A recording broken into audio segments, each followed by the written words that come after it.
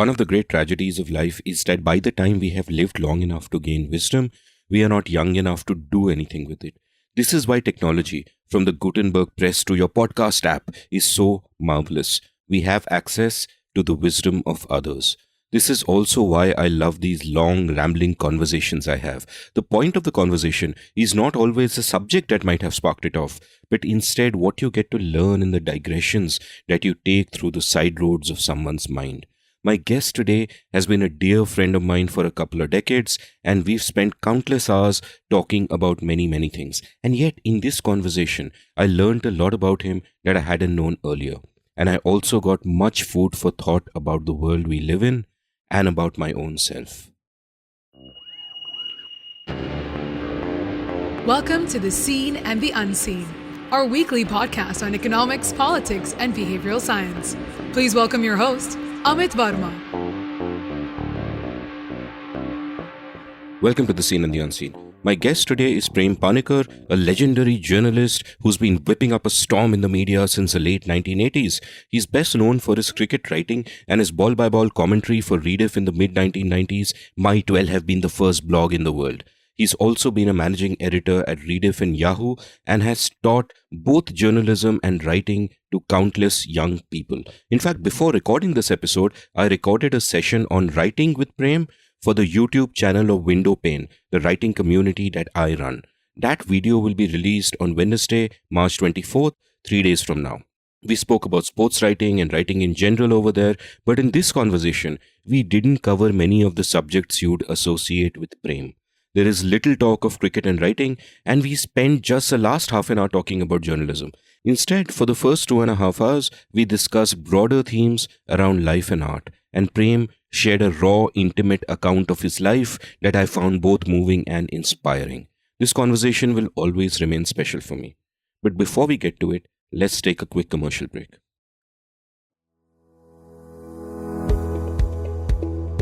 Why should we read books? I can think of many reasons, but one is that they teach us how to live. To give you a sense of this, allow me to recommend an online course for you. Head on over to the sponsors of this episode, The Great Courses Plus, at thegreatcoursesplus.com and check out a course called The Life Lessons from the Great Books, taught by J. Rufus Fears. Over 36 lectures, Dr. Fears will take you through life lessons contained in the works of Seneca, Shakespeare, Plato, Aristophanes, Orwell, and my childhood favorite Dostoevsky. That's just one of the many great courses on this aptly named site. The Great Courses Plus has a fantastic library of online courses from subjects ranging from music, math, cooking, history, political theory, and much else. They also have an app where you can listen to the audio of these courses the same way you listen to podcasts, and it will cost you nothing. You get 1 month of unlimited free access if you use the following URL: thegreatcoursesplus.com/unseen. That's right, unseen. thegreatcoursesplus.com/unseen for 1 month of unlimited free access. It's time to start learning. Prem, welcome to The Seen and the Unseen. Amit, they used to say that unless you have been profiled in the caravan, you haven't arrived. I think the modern version is unless you've appeared on an Amit Verma podcast, you don't exist. So thanks for having me again. No, I'm very happy to have you. And you have arrived in the past. You have been on a couple of episodes in the past. We did an episode ages ago on the state of the media. And we did, there was an episode where you and Gideon Hay were the guests and we spoke about money in cricket.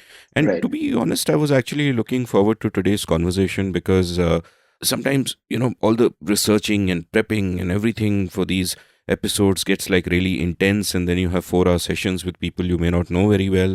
And, it all starts piling up. So this week I thought that, let me just have a relaxed conversation with an old friend where we can just shoot the breeze and I don't really need to do much prep, but sort of just sit back and chill. So what have you been doing during the lockdown? How have the last few months treated you? Well, it's been kind of odd, really, because dating back to January of last year, the previous 2 months, December I had taken off, but in October, Arti Kumar Rao and I had spent time in Kerala. We were walking basically along the coastline. We started at Kovalam Beach in Kanyakumari and came down the Kerala coastline. In November, I went back. I started at Trivandrum's Kovalam and went all the way up to Kollam. Basically, we were researching what was happening to the coastlines, and it was triggered by the fact that we were looking up some statistics, and we realized that a survey in 2012 said that there was 45% coastal erosion. A similar survey in 2016 said that number had gone up to 63%. That's a massive, massive deterioration of coastline, and that sparked a sort of curiosity. We weren't quite sure how the project would pan out or what its contours would be. What we wanted to do was what we typically do in these kind of stories: go there, see what there is to be seen, and try and get a fix on how on what is happening, and therefore what the story is shaping out to be. So we went without any preconceptions. We were just talking to people. We were just walking the coast, documenting what there was. December, we decided to take a month off. It was supposed to start again in January, which didn't happen for a multitude of reasons, but February was fixed. And then we started hearing about COVID, the early intimations. If you remember, one of Kerala's first cases was in late January. At that time, officially, there was supposed to be no COVID and there was no threat. And if you remember, the health ministry saying, oh, this is just nonsense and all of that. But somehow I didn't have a comfort level with that whole thing. And March is supposed to be all our birthdays, and oh, you know that my birthday, Raji's birthday, our wedding anniversary, all of that. So these things come fairly close together. Raji's the wedding anniversary is 5th. Raji's birthday is 15th. So typically during that time, we take a fortnight off and go somewhere. We were planning that, and somehow neither of us felt comfortable going and staying in some place.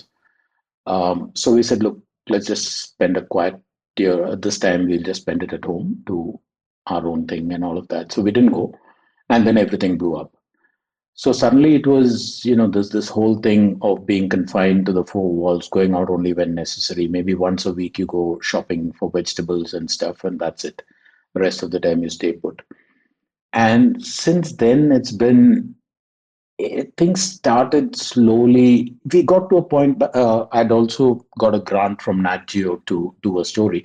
Again, it was a COVID related story, but Nat Geo is very particular that you don't put yourself at risk. So you're not supposed to travel if conditions are not absolutely normal. So that was kind of, I was trying to figure out when I could go. It became September, then it became October. It just kept postponing. And then we started having a series of deaths in the family. Three people, all aged 82, all very closely related. For two of them, I couldn't go. For one of them, nobody could go. It was during the quarantine period, and nobody was allowed. So the neighbors actually did the last rites and stuff. Then there was another one, and then in January there was my uncle, the man who literally brought me up. So it's been. I think after that, I haven't quite gotten back to a sense of normalcy. I keep. I think I do things these days more as a distraction. You know how it is in joint families. Death is not the end of anything. One, there is a ton of paperwork. There's only my aunt who's a widow. She needs help. But also, the remaining members of the family are suddenly aware of mortality, I think. So there is a constant reaching out and sharing stories and stuff like that. So it's, I think, been very hard to escape the aftermath, to actually find that private space to grieve and come to terms with it. And so yeah, I mean, I've been watching the cricket off and on. The English series Clubhouse started. So some of these guys, there's a guy called Ankit Menon who's a producer with Star. He roped me into doing what he calls a watch along. So the match is going on and you're commenting every now and again on what's going on. Things like that. None of it is really work that I want to do or work that I'm supposed to be doing, but it's, I think, for me, a way of easing back into a semblance of normalcy, let's say. Was that the same? I mean, obviously not the same kind of experience, but what is it like for you? You've been hyperactive, actually. It appears to be that way. I mean, as you know, I've worked from home for, more than a decade since I left Cricinfo basically. So in that sense, it was pretty normal. And I am the kind of person who likes to stay home and read typically. I was just extremely fortunate in terms of, extremely fortunate and privileged. I didn't really face a brunt of any of the shit that went down.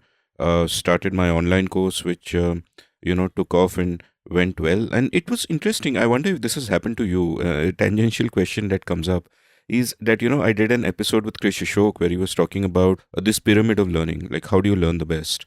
And at one level, if you're told something, you learn it. If you have to write it down, you learn it better, and so on and so forth. It's a Mhm. kind of and the deepest way of learning something is by teaching it.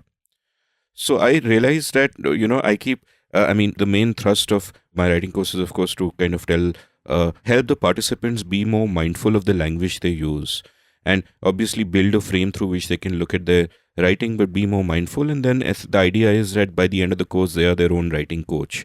They don't really need active guidance as such. And I found that I became more mindful as I was kind of teaching. It was just interesting. Has that happened? I mean, you've taught so many things: writing, journalism, the whole gamut. Has that kind of happened to you? Um, See, I used to do journalism workshops for Symbiosis when I was in Bombay. I'd go down to Pune. I did that for a couple of years. The idea being that you go down on a Thursday night, and Friday and Saturday you're at the disposal of the students, and it's full day sessions. And then you hang back on Sunday because the kids just want to talk and stuff like that. But at that time, I was also a practicing journalist, and I don't think I thought about what I was getting out of teaching so much as this is just something, and I was doing it pro bono. It is just something that I think there was a guy called Shashidhar Nanjundaya who was the dean at Symbiosis Journalism course. He's the one who roped me into it, and it was fine. We just drive over once, I think, a month or so. Um, I think when the penny dropped for me was when I taught alongside Paul Salopek during the Out of Eden walk. We did 3 workshops in Delhi, Chennai, and Kolkata. And in the Delhi workshop, we were coming straight off that Out of Eden walk. We literally drove down to Delhi and did the workshop, and a lot of them were actually practicing journalists from The Wire, from Indian Express. There was people from Print, from Caravan itself, all of that. And the initial structure was that Paul, there's a Don Belt, who for 40 years was a writer and senior editor at National Geographic before he became a full-time instructor. So Don and Aarti for the visuals were supposed to be teaching. I was kind of floating. There wasn't much that was part of the set curriculum. And on day one, the course was basically like we taught some theory, but we fixed an area in Delhi. It was old Delhi, and the idea was that the cohort goes out there. They first have to identify story ideas. They have to pitch it. We question the pitches. Once it is accepted, you go there, report it, and at the end of a reporting day, you come back to base and we discuss what you've seen and heard and how you've taken notes and stuff. And we fine tune that. You go back next day to fill in the blanks. The day after that, you come in and start drafting your story. And we oversee every part of the process. We work individually with the students. So the first day was basically theory broadly, what you needed to know when you were doing that kind of journalism narrative. And I remember there was Paul's session in the morning, followed by Dawn, followed by Aarti. And at some point, Paul said, Prem, can you do a quick session on structure? Because I left that out. So I did an impromptu session of about 15 minutes. And the thing was, there was very little notice. It was about an hour before I was actually doing this, was when Paul told me about it. So I was suddenly thinking, okay, I mean, you know how it is. There is so many structures. There is no defined template that you can just, pull out of a bag and hand it over to the students. So I was trying to think of how do I give them a way in which they can think structure for themselves as opposed to my prescribing a structure. And I ended up using the fishbone as an example and how to organize material around the fishbone, which was the simplest and the most malleable form of structuring a story. And I think that is when the penny dropped. I realized that by being forced in that finite amount of time to think through a particular aspect of writing and to then be able to explain it to practicing journalists in such a way that they were able to absorb it and then immediately apply it the next day, I forced myself to think through a whole lot of structures and disciplines that I had learned and then refine it and boil it down into I think it was a 20-25 minute quick talk with sketches on a whiteboard.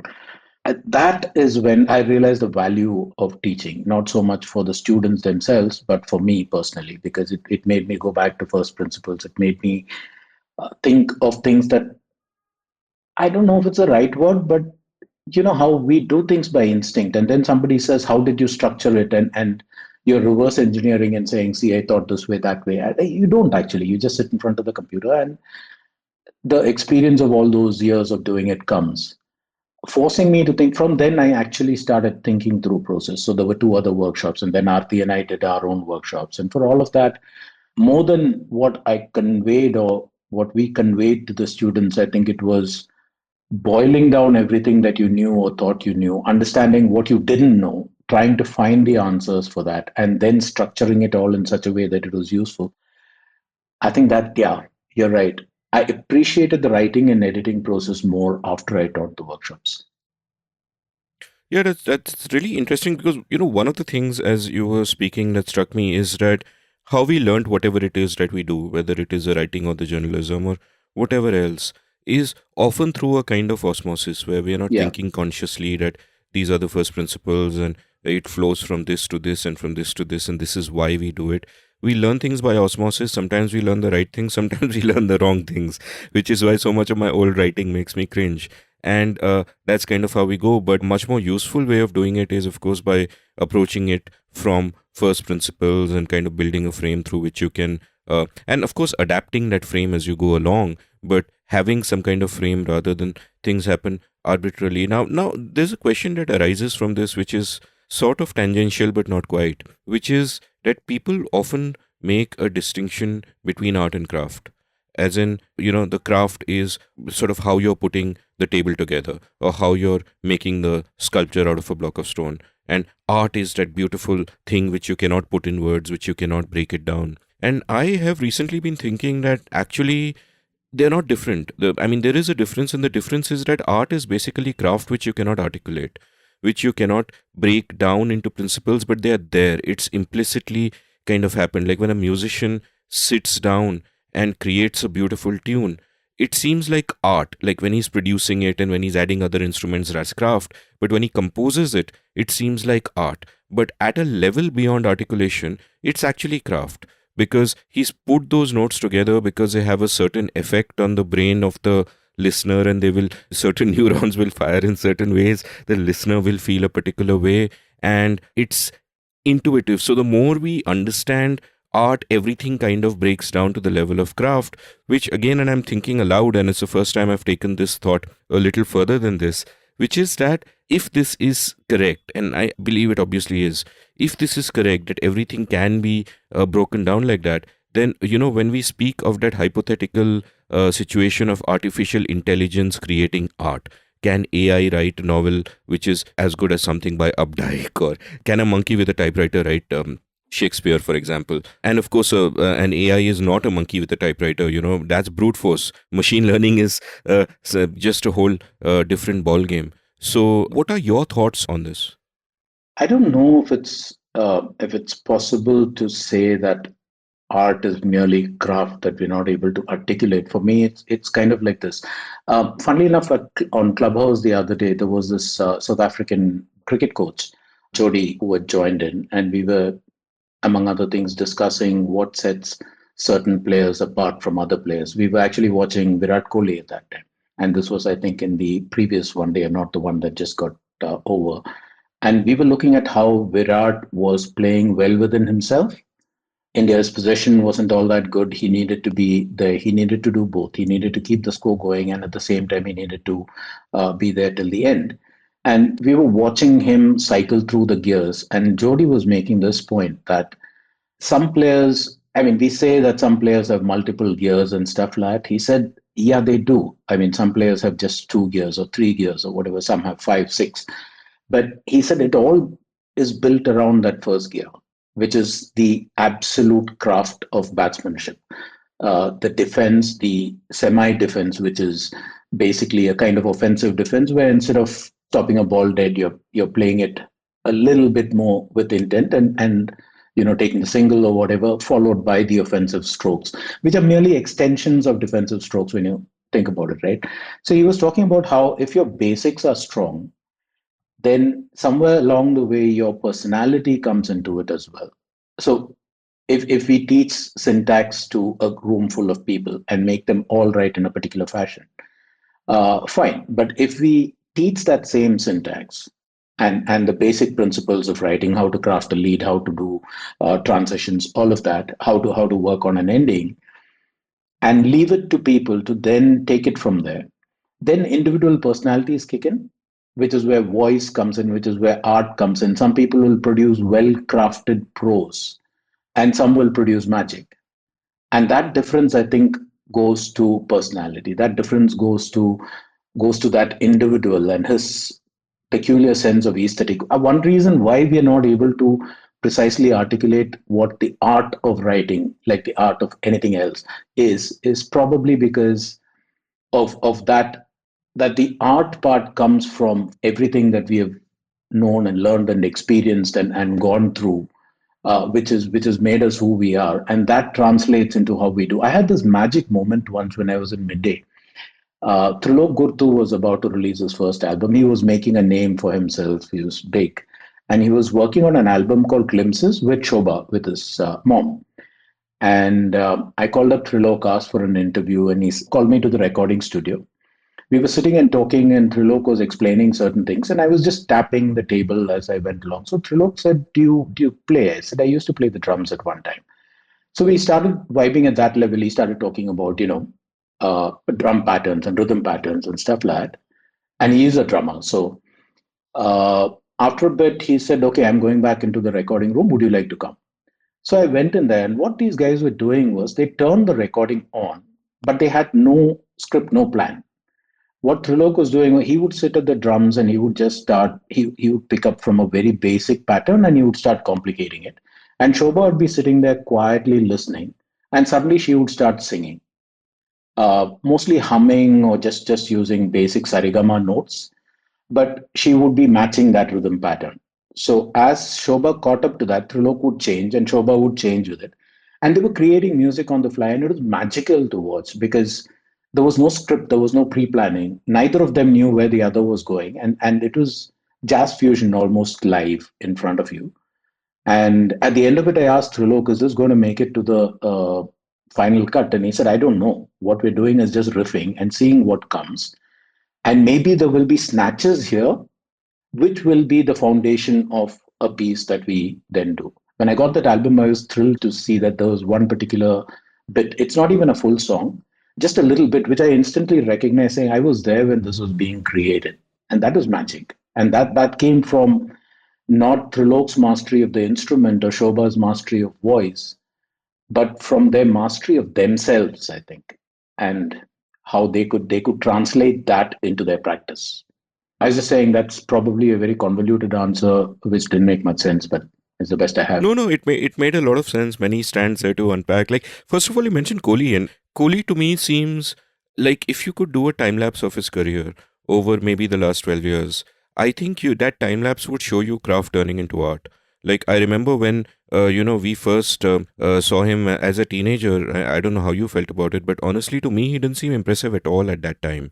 He would play well square of the wicket, but some of his stroke play was limited, and he just didn't seem to really have it. And and that just changed, and that changed because obviously because of his incredible work ethic, where he put in those thousands of hours in the nets. And initially, it is craft, it is mindfulness. You kind of work on different aspects of it. You do it again and again till they become second nature to you. And then, like you said, all the rest of you comes into it, and you can kind of sort of express yourself in a sense. There is an aside here, and the aside, I think, possibly applies more to sport than to, say, writing or art, which is that I came across his old interview of Bobby Fischer recently, and this was taken when he was in his 60s. And Fischer basically said he had no interest in chess anymore. It did not excite him because opening theory was so far that studying opening theory was a big part of making it to a certain level. And he said that, look, these days the theory is so advanced that, till the 18th move, you're basically playing what you have studied. And, very often when I watch a top grandmaster game today, somebody will lose and he'll say, oh, I forgot the move order. And, and a lot of the creativity goes into trying to figure out what your opponent hasn't prepared for, or where you can find some random sidelines and all that. And he said that doesn't excite him. And similarly, that was one of the things that at an intellectual level turned me off from poker, which is that point where you realize that initially, when you look at it as an outsider, it's very personality thing. People are bluffing, people are looking for tells, all of that shit is happening. But the more you play it, the more you realize that it is all math, to the point that there is something called perfect play, and that doesn't allow for personality per se. The deeper you study, the better you will be, and you'll play in certain ways, but you can't look at the way a particular person is playing ki and say that, हाँ, ये तो यही है. And I guess, and even with cricket, like I've often kind of mused aloud on whether if there was an Alpha Zero of cricket, what it would find. Like, for the benefit of my listeners, what Alpha Zero did to chess basically was that it played itself thousands of times, and then it came up with new heuristics for playing chess, and it played what was until then the best chess software in the world, which was Stockfish. And if our top player Magnus Carlsen is 2800 plus in terms of rating, Stockfish would be about 3500. And it had been developed over 20 years. It used brute force. It did a crazy number of calculations, millions of calculations per second. And Alpha Zero did a fraction of those calculations per second, and destroyed Stockfish. And one of the reasons was that it found that many of the heuristics that humans had internalized were just wrong. And that, it found kind of more intuitive ways of doing things. And I've always thought that, if there was something like that for cricket, where you take the laws of physics, you take the laws of physiology, you put all of that together, you might actually discover that some of the dogmas in cricket are possibly wrong. People used to criticize Bradman and say, where is his backlift coming from? People criticize Steve Smith for his technique, or Rishabh Pant, for example. And the thing is, it's not that these guys are doing anything wrong. Maybe they're doing something right by accident. We don't know what the optimal is, but when you find the optimal, everybody will move towards that because, hey, that's optimal. But I get that, both in sport and art, there's a role for personality, but I think the craft is sort of a minimum requirement in terms of, like the coach you were referring to said to you on Clubhouse, that, that basic stuff, the defensive stuff, you have to first get right, and then the rest of it flows. So, after this digression, and another digression, by the way, you were talking about gears. And I remembered, if you remember, back in the 80s, they used to say Ravi Shastri has only two gears, first gear and fourth gear. Yeah. Because he would do tuk, tuk, tuk, and then he would go bam, bam, bam, which was a lot of fun. Though in commentary, one could say that Shastri had only first gear, which was all the cliches he would fall back upon, and Navjot Sidhu had only the fourth gear. Yeah. But so I have a question which actually, struck me from when you spoke about traveling around and doing all of these stories. I think one of the things that all of us struggle with is to not get jaded, to be able to see the world in new ways and to be able to see with new eyes. Typically, what happens is we see the world around us and then we are used to it, and then we don't see it. It's there, we take it for granted, it is what it is, we don't actually see it. And it seems to me that, like in my episode with Annie Zaidi, we spoke about how, as a writer, you constantly have to force yourself to see with new eyes. In your case, you've also traveled, and when you're traveling, especially with the intent of writing, you are seeing things with new eyes. You're always kind of redefining your vision of the world. What is that process like? Is it a process you've thought consciously about? And is it an enriching process? Are you a different person from, in fundamental ways, from what you would be if you hadn't done all this sort of traveling and writing and seeing in new ways? Actually, I think I had one of those early days when I had no idea what I wanted to be. It's not. It's, I suppose, uh, journalists at some point start saying, I always wanted to be a writer. In my case, no. I knew that I liked reading. I knew that I liked the magic that words can create, and that's it. And that was just like a liking for music, or just sitting at a drum kit and playing and seeing what comes, but not with any conscious mind that I wanted to do this for a living or whatever. It's over time, and there was that period after I dropped out of college and until I got my first job as a journalist, when pretty much, see, it was a fairly fraught time at home because, one, I was the family's eldest grandchild. Two, it was a family that was hugely academically accomplished. Pretty much everybody was, highly educated and doing all sorts of big things. And there I was supposed to be the hope of the family and all of that. And I did my experiments with drugs and dropped out. And at home, it became very, for want of a better word, very difficult to just exist, because there was this constant din in my ears about what a wastrel I was, and how I had destroyed the hopes of not just my mom and dad, but of the entire extended family. All of that was coming into the thing. So my escape at that time was, initially I had a bike. I mean, I had a bike in college. So I take the bike and just head off into some part of Tamil Nadu. Absolutely no agenda, no nothing, and I just go where the bylanes took me. I mean, you go along the road and then find a thing and go. And then at some point, I mean, I wasn't earning any money, and the deal at home was, if you don't earn, we're not going to support you. I mean, there is a house for you to sleep in if you want to, and there'll always be food on the table anytime you want, but that's about it. We're not giving you any money for anything at all. So I sold the bike, and then I started taking these bus rides. So I just go to the Mofussil bus stand and hop on the first bus that I find and go off somewhere. And it is during that period that I realized that the thing I loved best was to go to a place that I knew nothing about and just to sit there and let things happen. People would come up and ask you where you're from and what you're doing there, and they would tell you about themselves, and they would take you around and show you things. And that became, for me, I think, the trigger that got me into journalism. Once I got in there, I realized that journalism wasn't what I had imagined it to be, in the sense of, I'd done some freelance writing here and there during the same period, but actual professional journalism, that started in '89 when I came to Bombay.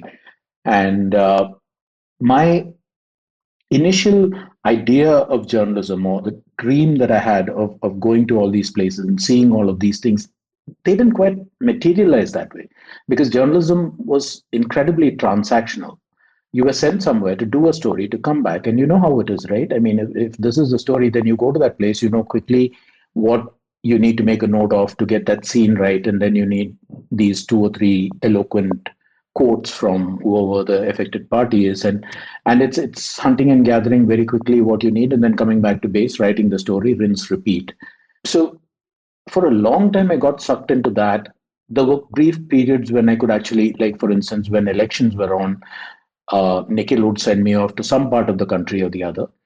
And he was good enough to not tell me what he wanted from me. So it was basically just go there and explore. And those times I used to love to write. The rest of the time, it was just functional writing.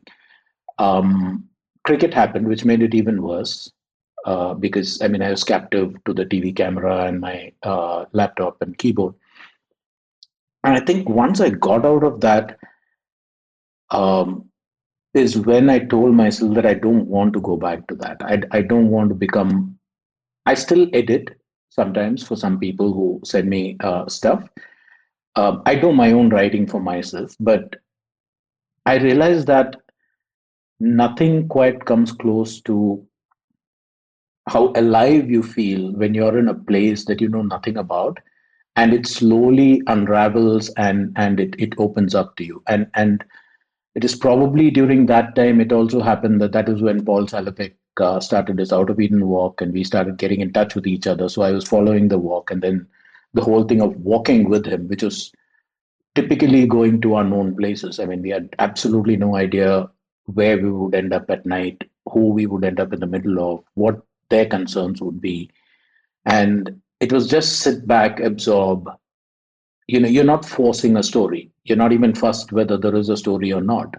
You're just there to see and hear what there is to be seen and heard. And I think that made it incredibly difficult for me to go back, has made it incredibly difficult to go back to what is called day to day journalism, the quotidian kind of stuff that we do, which is fill in the blanks of whatever it is. But yeah, it's brilliant, because it also makes you break. We talked about craft and templates and stuff. It makes you break away from that, because every day is a new experience, and nothing prepares you for that, right? So you have at one level to think in terms of what you're hearing, and you know that whole thing we keep telling students, right? If it's not clear to you, it's not going to be clear to the reader. So you're looking for clarity. So a farmer in Rajasthan is explaining what his problem is with MSP, and you don't have a clue what his life is like. So you get him to go into detail, and you try to understand that, and then you ask questions when things are not clear until it's all fixed in your head. But then you have to go away from all the templates that you've been taught to use or have used, or like you said, internalized through osmosis, and come up with a way to tell this in such a way that it makes sense. So it was a constant sort of, and that's the fun, I think, of being in the field. It's a constant reinvention of yourself, of what you think you know, and at the same time, it's a constant infusion of new things and new thoughts and new lives that you knew nothing about. And yeah, it's magic. Yeah, and what you say about being able to, like, when you were on the road with Paul Salopek and you're just traveling around and there's no agenda, you don't have to sit down and write a piece the next day, and that allows you to just kind of relax and imbibe, and all of that seems to me to be so important a part of that process of seeing. Because sometimes also what happens is, when you're a writer or a travel writer, you go somewhere, you say, I'll write a travel piece, or I'll write a book, or I'll do this. The desire to see changes the way you see and what you see. And I think that can often be something that distorts the way that you see the world. And that's just one of the many anxieties that shape us. I mean, even otherwise, I think outside the context of writing, in, say, a social context, the anxiety to appear a certain way to others, or to get the validation of others, or to be seen as someone, compassionate or intelligent, or whatever the case might be, then shapes your behavior and then shapes you. And all of these outside forces, which should not really matter, then kind of end up changing the person you are and shaping the person you are. And I don't know if there's an escape for that, because you can delude yourself into thinking that you're free from that desire for validation or the anxieties. You can say that, hey, I am going to be one of those people who is not always trying to signal virtue. But even by telling yourself that, you are in a sense signaling virtue to yourself. So it can get into these complicated loops. Now, wherever you say something that might be unfamiliar to my readers who don't know you as well as I do, I'll quickly try and fill in those gaps. You referred to Nikhil. Nikhil was your editor at Rediff, which, both of you were kind of part of the startup team right there from the beginning almost. And you mentioned Paul Salopek and kind of walking with him. So, can you talk a little bit more about that? That what was it that drew you to that project, that just walking to strange, unfamiliar places? And also the other thing here that strikes me is that Paul, of course, was walking through India, Pakistan, all over the world. He's walking, but he's walking as someone who is a stranger. His eyes are seeing these things for the first time. In your case, that is not the case. You have, even if not seen that exact geography for the first time, you're an insider in a certain way.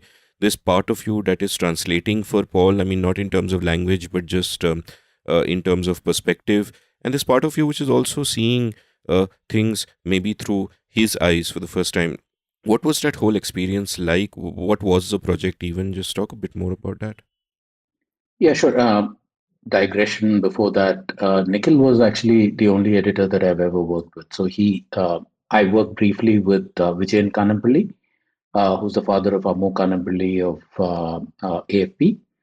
That was at Free Press, but that was for about 6 months. And then Nikhil called me over to the Indian Post when he was taking over as editor. So Indian Post, followed by the Midday Group, followed by Sunday Observer, followed by Rediff. So as far as working with editors is concerned, he's the only one I worked with. I think it was about 5 or 6 months after he started his project that I came across it, one of those random links. And I went and looked at the Out of Eden Walk website, and I was struck by the enormity of it. A man saying that I'm going to walk 23,000 miles, and that he's starting somewhere in the middle of Africa and going to end up at Tierra del Fuego, at the extreme tip of Latin America, to trace the migratory path of ancient man. That was the idea of the project. And something about the scale and the scope of it uh, was enormously appealing. The ambition, because I was looking at, you mentioned travel writing. I was looking at going places, and travel writing is opposite, because if we go there and if we are expected to write a travel piece, we are trapped in this thing of, how can I go to, say, Agra and not write about the Taj Mahal? So you end up with these things must do kind of things, and your space is finite, and you hit all the high spots, and your piece is just like every other piece. I'd love to see a travel piece where somebody just spends time with the locals of Agra, keeps the Taj in the background completely, and just talks to them about what it is like to be, this place where there is all of humanity just flowing past. But you don't get to do those kind of pieces, right? And those are the kind of things that used to attract me. And suddenly there is this man who, like you said, is walking into the unknown and the unfamiliar. Every step he takes, I learned later once we started engaging that he does a tremendous amount of research. He reads everything there is to know about a country before he actually sets foot inside the country. But that whole project had this enormity to it that was magnetic. And at that time, we were doing Peoply, that was Aarti, Rahul Bhatia, me, and Kalyan Verma. And some of our stories caught his eye, and he started reaching out to us, and we started sort of doing back and forth initially through DMs and then emails and stuff like that. So when he was, in fact, when he was in Afghanistan, is when he started mooting the idea of us joining him on that walk. Then he walked through Pakistan, and by then it kind of got firmed up that yeah, we would be walking with him. And like it said, it was, for instance, we started in Amritsar. I mean, we met him at the Wagah border and walked to Amritsar, and then we spent about 5, 6 days in Amritsar itself. I've been to Amritsar before, about 3 or 4 times, and you have a concept of that place. There is the Golden Temple, and there is the life all around it, and then there is the larger Amritsar, which is businesses and all of that. And this time when we were in Amritsar, there was Paul, there was Aarti, and there was me. And one of us would always be with Paul for translation and things like that. And to see what Paul was saying, to things that you take for granted, he suddenly stops and looks at it and says, "What is this? And how did this happen? And what is the origin of this?" And things like that. These are questions that don't even occur to us because it is so familiar that we think we know it and we don't really question that assumption of knowledge. So seeing it through his eyes suddenly made me realize that there was so much about things that I had taken for granted that I didn't know about. And I mean, there was the physicality of it, the walk itself, and in the blazing heat of summers when we decided to, when we ended up walking in Rajasthan. So that was uh, it was not something that you do by choice, but whatever it was, I think that was the standout feature for me, that you're constantly seeing things that how it is. For instance, when we go to a strange place, we're constantly looking at signboards, and we're looking at the backs of rickshaws to see what the stickers are, and everything is new and unfamiliar, and we're trying to absorb it all. But for the life of me, I don't remember what the signboard is a street away from my place. What signboards are, right? It's a blur. You don't see it. And our country is that familiar, known place. You've gone there to report on politics, or you've gone there for some other reason, and you think you know it all. And you suddenly realize that there is so much more to it, and there is so much extra. There is so much that is new in the seemingly familiar. And that, I think, was the magical part of that particular experience. Uh, you talked about seeing it, Paul seeing it for the first time, and us seeing it through his eyes. I think that bit about us seeing it through his eyes was the takeaway, because things that we would have passed by generally were things that he would stop and stare and want to know more about. And initially, you have this look, every day you have to cover a certain distance, and that distance is kind of not predetermined, because once you leave a town, the only thing you can do is you walk until you get to some form of human habitation where you can ask people if they can shelter you for a night and stuff. That could be 30 kilometers away, it could be 40 kilometers away or more. So there is that urge to get to that place. And walking 40 kilometers in a day is pretty much 8 to 10 hours. In the middle, when Paul stops at something that seems very obvious and starts examining it deeper, initially there is that fretfulness in you. It's like, look, I mean, what's the big deal? Can we move on? But then you see what he's looking at, and you see later when he writes these pieces, what he makes of these little things that he's seen. And suddenly it occurs to you that nothing is too trivial for your attention. Nothing is too trivial for a human being, let alone a storyteller.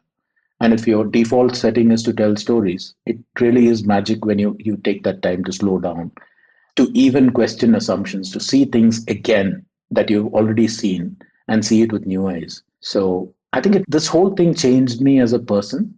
I remember there was a time, this was before the lockdown, there was one moment of epiphany when, or at least, I don't know, I felt that somehow I've forgotten how to write. And this was because somebody gave me an assignment and then I turned it down. So I didn't think that I could do justice to it. And I was telling Raji, you know her, so my wife. So I was telling Raji about it, and Raji thought for a bit and said, "Listen, I want you to do one thing. Within a week, find something in our neighborhood that you would like to write about, and write it just for me. It's your gift to me." And what I did was I just walked around the couple of streets um, fringing my house. And I found a little human story and I wrote that and I gave it to her and she came back.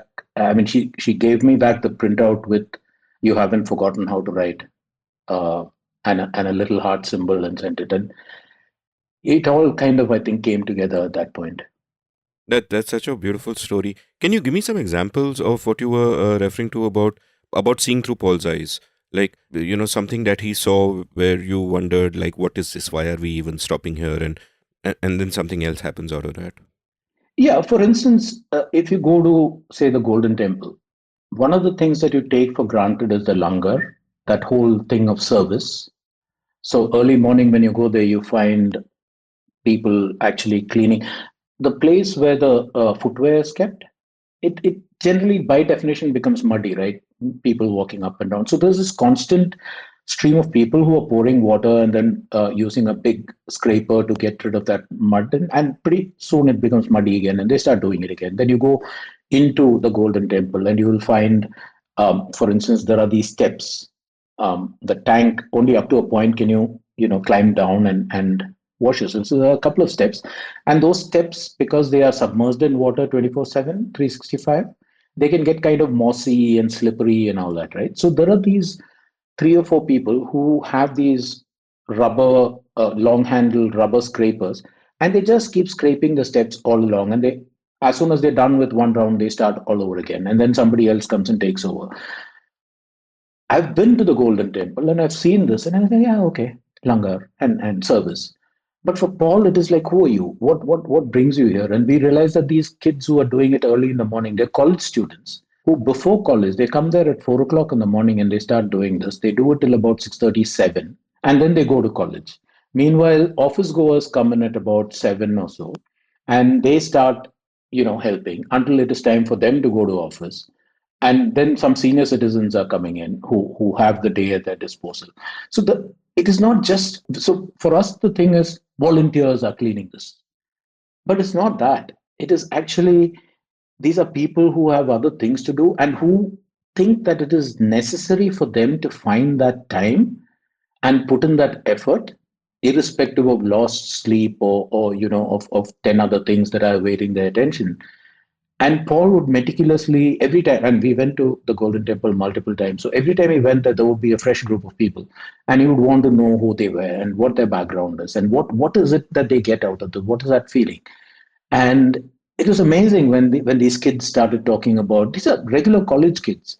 And there was one moment when we were actually standing there and watching, and a couple of the kids who had done their deed for the day, they went and they changed into the clothes that they were going to go to college in, and it was your classic ripped jeans and funky t-shirt, and they had a bandana knotted up and all of that, and these kids were there from apparently 3:45 till about 6:30 or so, just cleaning the mud that people had trekked into that place of the footwear. That was, in all my previous trips, it never occurred to me to find out who these people are. Why are they doing this? What do they get out of it? What is it that drives them? And they don't do it just once in a while, right? They commit to months of this. Okay, this month we are coming here at this time and doing it, and then somebody else is taking over or whatever. That was one.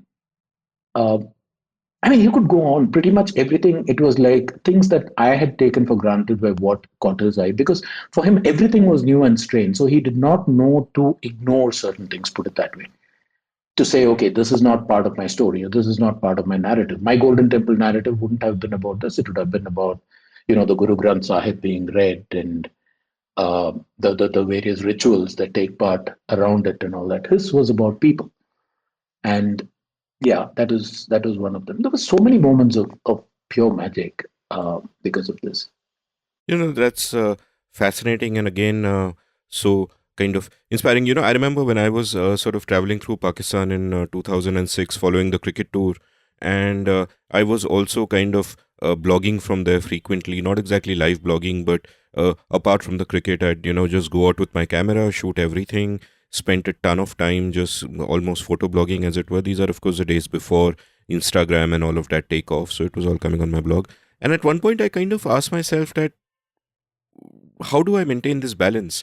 That on the one hand, it's nice that I'm noticing things and that they're not normalized and I'm not just looking at them with a jaded eye. But on the other hand, there is also the desire to find something remarkable everywhere. Every stone on the road has a story behind it. And how do you kind of balance that? But I think, thinking of it now, I'd rather that one goes too far in trying to see than not see at all. Like I have, it just strikes me right now that 15 years after that, in all this time that I've been living in Bombay, I have never gone out in Bombay with my DSLR and done kind of photo blogging and sort of looked for stories like this. Another thing that struck me as you were saying, that things that we take for granted or we don't even notice and we don't ask what is the story behind it. I remember a long time back, someone had tweeted, I can't remember who for the life of me, but I vaguely have the impression it was someone who worked at the Hindu. But someone had tweeted about this interesting artifact on the roads of Tamil Nadu, where there are sort of these ledges which are at shoulder height or so on, and nobody knows what the purpose is. And she asked around, and nobody had any idea what they are doing. There's no apparent function. They're there on the highways, they're there on the roads, and all of that. And then she later discovered that, laborers who carry things on their head, that's where they rest, where they just transfer that load to that ledge, which is why the height, which is why everything. And Yeah. it struck me as so interesting that something that is not in use anymore, something that no one remembers, and yet it carries sort of a piece of the past. It's all this sort of social and historical significance embedded within it, which I Yeah, they call it Sumaitangi. oh, Sumaitangi okay. translates into load bearer, and you find that right across the countryside, everywhere. I was thinking, I mean, you mentioned going out and doing a mix of cricket plus, you know, what I see and what I get and all that. You also did the same thing after the immediately after the tsunami, right? And that should have informed that particular experience of not going with a particular story in mind so much as just going there and seeing what there was and then figuring out how to tell that story, how to capture that story in words or images or whatever it is, right? Yeah, in fact, I even wrote a piece for you when you were at Reediff Yeah, then. And I wrote a piece for you about Nagapattinam and just the horror there, just stepping over bodies. And I think this must have been 4 5 days after we get there. And the bodies are still there. And it's yeah, and VIPs are doing helicopter trips where they're literally helicoptering over and, showing concern and all of that. And that was interesting. That was also interesting because I was like one thing I realized, and when I realized it, it just hit me hard and it never left me was, and I wrote a very short post about it, was of stopped clocks. Like across the coast of Tamil Nadu, when you went to affected villages and all that, you'd find that there were clocks that had stopped when the waves hit, and they had stopped at different times. So almost by looking at these stopped clocks, you could see when disaster struck. Again, it's a static illustration of something so kind of momentous, and one doesn't know what to make of that, but it's just for me it's a kind of a powerful image. yeah. And I think that's the thing about it, right? I mean, one of the other things that I learned was we tend to think in story in terms of, okay, this has to have a beginning, a middle, and an end, and it has to have a point, and it has to have a takeaway. Sometimes it is just something that is seen or heard or observed. It doesn't have a point necessarily, but it is there. And I realize that people identify the most with that kind of slice of life, if you will. the story of the stop clock. So, for instance, on this walk with Paul, we had this experience where we left a place called Hanumangarh and started the walk. And our destination for that night was something that on Google it said Tandi Guest House, Tandi Guest House. So we said, oh, okay, there's a guest house. So maybe we'll have a room to sleep in that night. And so in Hanumangarh, I had done something to my ankle and twisted it a little bit. So I walked, I think, about 20 to 25 kilometers. This was about 35 kilometers away. And towards that 25-kilometer mark, I was really struggling. So Paul said, listen, why don't you hop on a passing tractor, go ahead and sort of fix our place and all of that. So I go to this place and I realize there is no guest house. There's nothing. I'm at the spot that Google indicates. All there was there were about four shops on one side of the road. The rest of it is agrarian. Uh, you can see fields everywhere, and in the distance, a house here, a house there, very very far off. So at that point, I was kind of desperate because I mean, what the hell are we supposed to do that night? Because there's nothing else as far as we can see when you look at Google Maps from there. So I was sitting in one of these shops had cigarettes and soft drinks. And I was sitting there having a soft drink, and there was this old man who was looking at me very curiously. And suddenly he said, "Beta, bahut pareshan lag rahe ho, kya baat hai?" So I said, "Look, we came looking for this place called Tandi Guest House. He wanted to know who we were and what we were doing." So I said, "Yeah, Gora Sabham is doing this, and there's this lady, Aarti, who's a photographer. They're coming." So I said, "Acha, that's your problem. Okay, you sit here." And he climbed on this rickety cycle and he went off. A little while later, a tempo comes, some four, five people, including the old man. One guy comes up to me, says, "Come with me." The last shop in that line was actually a flour mill. So he opens that, rolling shutters, pulls it up, goes inside, and there's heaps of flour all over the place, sacks of it, and grain that hasn't yet been pounded. He walks me through it, opens the rolling shutters at the back, and outside there was this hard packed earth compound with a surrounding wall, which was part of the property. So he said, "Ye chalega kya aapko?"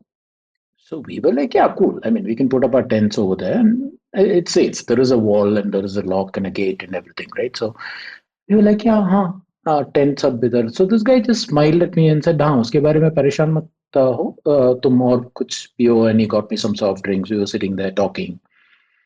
A little while later, a small three-wheeler comes in, and a bunch of kids hop out with charpoys, four of them, blankets, sheets, pillows, and start setting them up. Again, another half an hour, 45 minutes later, one huge lorry comes in with these massive desert coolers. They're almost your height. I mean, it's that big. Three of them, and they set it up. They jerry rig an electrical connection from inside the shop to connect these things up. And I was looking at this and I was telling these guys, ये सब करने की हमें आदत है. We're quite used to, just a tent and we can, in typical, the fashion of the, we keep saying rural, which I find increasingly a pejorative term, but typical of people who live in the great outdoors. That guy just said, "You're a guest. We're not going to let you just, sleep on the ground in some tent or whatever." Meanwhile, Paul had come and Arti, and we were sitting and talking, and it turned out the head of the clan. It was actually Tandi is a clan. All the people there have the surname Tandi. They are one family, multiple branches, all engaged in agriculture. So this guy, the oldest of them, was actually living apparently in a village that got bifurcated during partition on the border of Rajasthan. He was a very small boy at the time, and he talked about how this village was surrounded by seven Muslim villages, and one day the Muslims came to them and said, "Look, you guys don't have to worry. If you want to stay put, we'll guarantee your safety. If you want to, migrate into deeper into India, we'll escort you to a place till you feel safe, and then we'll make sure that you're okay." So he talked about his experiences of migrating and then trying to make a life somewhere and finally landing up at this place and starting a family and all of that. And Paul is sitting there taking notes. At some point in between all this, Aarti was thinking about dinner. So I remember she was saying, "Hey, you know what? We can actually call Hanumangarh, the hotel that we were staying in, and ask them to send some food in a car. It's not that far. It's just 35 kilometers, right?" So one of the boys, and she was talking in English, one of the boys who was hanging around quickly went over. Then suddenly one man marched up and said, "What are you talking about ordering food from a hotel and all that? Food is being provided. What, you thought we were going to let you starve?" And after a while, there comes this, you recently saw that thing, right? That Gujarati, some cricket thali or whatever, the greatest, biggest thali ever. This, I swear, was bigger. And it had everything. It had the most incredible food I've tasted. It had kheer that was so rich and creamy. Everything is grown in the land, right? It was brilliant food. And they were so thoughtful that they had a big bowl of curd and two small bowls, one of sugar, one of salt. And this lady was saying, "We don't know whether you take it with salt or with sugar, so we brought both." And these ladies stood there, made us eat, then told us, "Okay, next morning you come for breakfast at our place." So we were like, "Look, we have to start at 5 o'clock because after about 10:30 you can't walk in the desert. When the sun is overhead, you wait. So we have to start at 5 and all that." And she was fairly pissed off. And she said, "What do you mean? You said you came here to hear our stories. You're only listening to the men. You're not coming and talking to us and all of that." Next morning, 4 o'clock, we get up, we change into our traveling gear, and we're loading the donkey that we had. And suddenly the gate creaks open, and these same women, a bunch of them, the matriarch, her daughters in law, her daughters, grandchildren, all of them come in, steaming flasks of tea.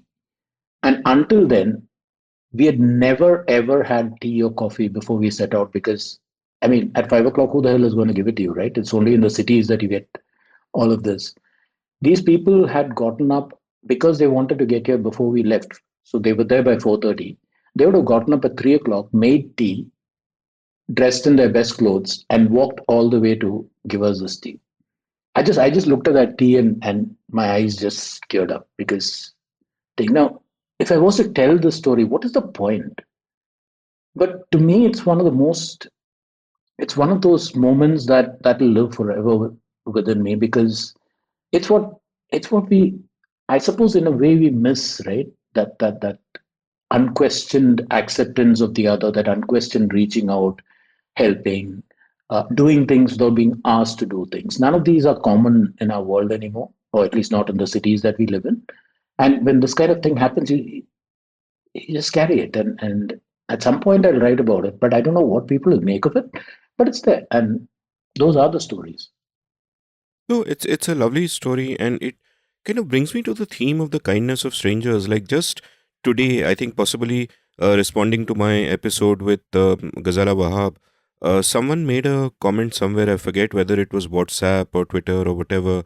I think it was probably a message in one of my groups on WhatsApp. Apologies because I've forgotten who said this, but they said that we are kinder to strangers than to our own people.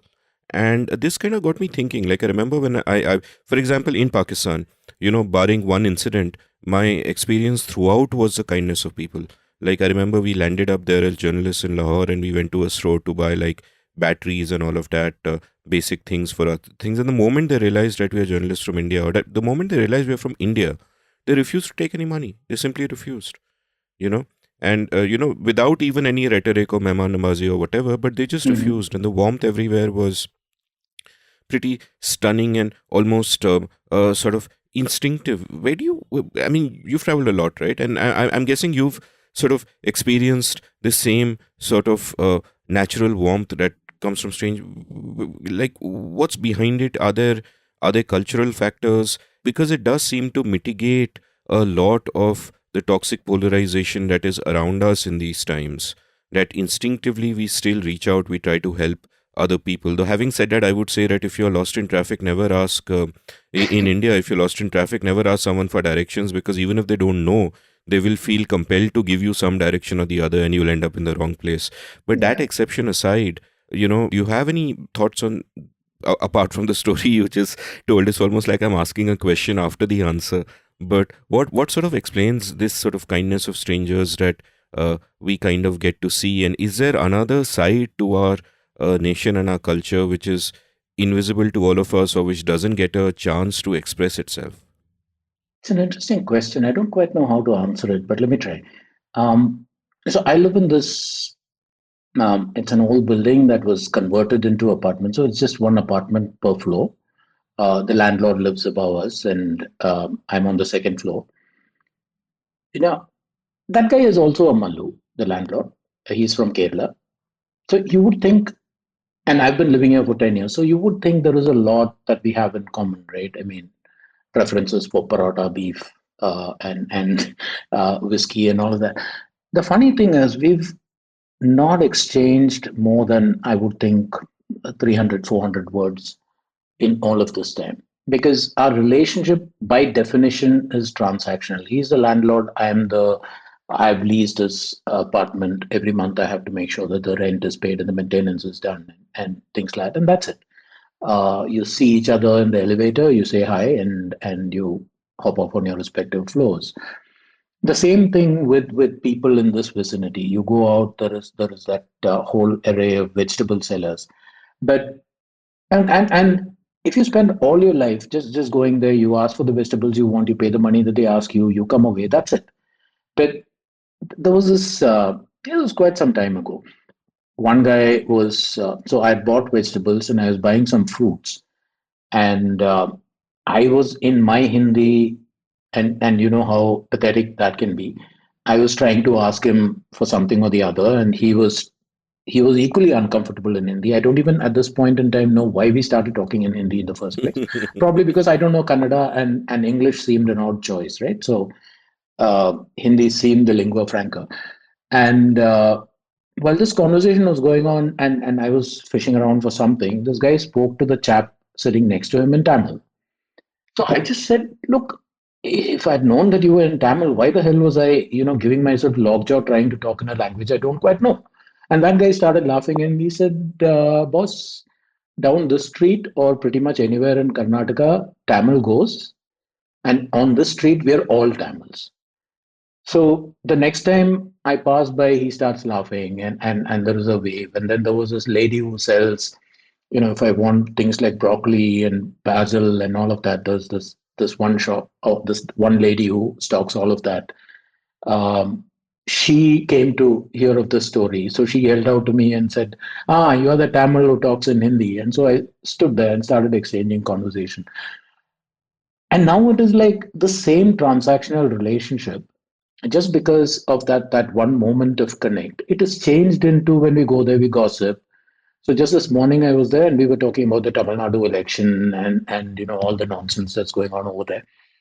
Uh, I think it is not that we have to go to a strange place where somebody identifies us as a stranger to be kind to us. I think it is just that wherever you are, you are partly responsible for whether that interaction is transactional or whether it is human to human. And the minute you make it human to human, it changes the dynamic. It is just that we can't be bothered enough. At least that's um, what I think about it, or the way I Yeah. see it. Because I mean, even in Bangalore, uh, there are these ladies are like, you ask them for this, that, and the other. You pay the money. Suddenly, you have an afterthought. Oh, I need 2 limes. She just takes 2 limes and tosses it in my bag and says, "Hey, yeah, go." They don't really think about it. There's a guy who sits next to these vegetable vendors who makes these chili bhajis and all of that in the daytime. And occasionally these ladies are buying stuff from him and eating.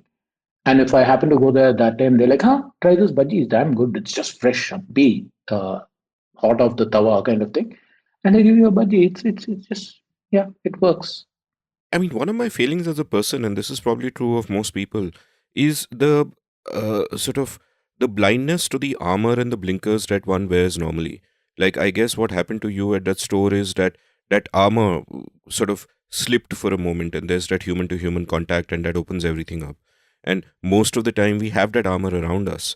And we're probably kind of not even unaware. Like, one of the tropes which kind of amuses me a lot is when journalists go to a foreign country or whatever, and their first report will come from talking to the taxi driver. Oh yeah. Yeah, and there it's like it's they haven't let the armor go. There's almost a sort of condescension in that, and just, hey, tell me what your life is like and what do you think of this, and then they'll make a report out of it, which is, classic kind of lazy journalism. And I guess one way of getting the maximum out of wherever we are is sort of uh, you know um, letting those facades kind of slip away and just connecting, though much harder for introverts like me. So what is one to do? Let's take a quick commercial break now. And it's kind of amusing that when I start my podcast, I like to spend the first part of the show talking about my guests' sort of intellectual journey, where they grew up, all of that. And now I realize this was like a start before the start. We're just discussing ideas and themes, and which is Yeah. great. But let's kind of get to some of that journey as well after a quick commercial break.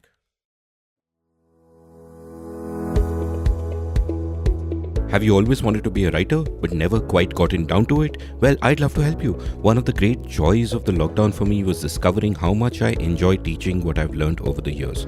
And my online course, The Art of Clear Writing, is now open for registration. In this course, through 4 webinars spread over 4 weekends, I share all I know about the craft and practice of clear writing. There are many exercises, much interaction, and over the year that I've taught this course, a lively writing community has formed itself. The course costs rupees 10,000 plus GST, or about $150, and the April classes begin on April 3rd. So if you're interested, head on over to register at indiauncut.com/clearwriting. That's indiauncut.com/clearwriting. Being a good writer doesn't require God-given talent, just the willingness to work hard and a clear idea of what you need to do to refine your skills. I can help you.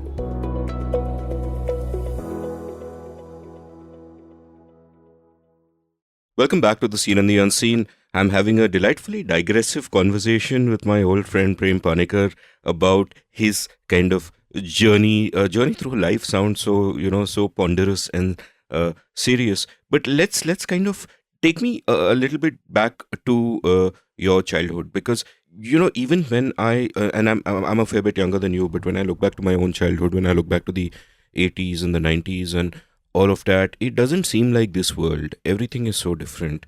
It's like you don't have all the knowledge in the world on tap. You don't have, you can't reach out to other people so much. You are trapped in communities of birth and circumstance rather than being able to form communities of choice, as you and I have. And in fact, that's why you and I know each other. And so, what were your growing up years like? You've already spoken a little bit about how eldest grandchild, joint family, lot of expectations, and all of that is there. But what is your interior life like? What are you reading? What kind of music are you listening to? How do you end up being a drummer in a band? Take me through some of that journey. Yeah. I think I was born on the cusp of that 1958. It was that hinge point in Kerala history when the joint family was breaking up. So until that point in time, what you had was the patriarch and the matriarch controlling everything, and all the kids would be living under the same roof, working on the family property, all of that. The Hindu Succession Act, the Hindu Land Sealing Act, all of that. I mean, the Land Sealing Act, the Hindu Succession Act, all of that came in, and everything got scattered. And for the children, it then became imperative that they go out and earn a living. So dad and his and the brother immediately next to him in age migrated to Chennai. My uncle joined the public works department. My father joined the telephones department. There he met this girl, fell in love, made a huge drama at home, saying, "I'll either marry this woman or I'll commit suicide," and all of that stuff. And so when I was typically at that time the woman goes to her mom's place for delivery, right? So I was born in a place called Chaplasheri in Palghat district, and I think I was about 5 days old, or 3, 5, I don't know how. Very very early, they drove down to Calicut to my dad's place and left me in care of my grandparents. So there were my grandparents. There were 5 other elders, so the children and children's children of my grandmother by her first alliance. Um, and there was one uncle. There were about 10 adults, some five, six family retainers, one big house.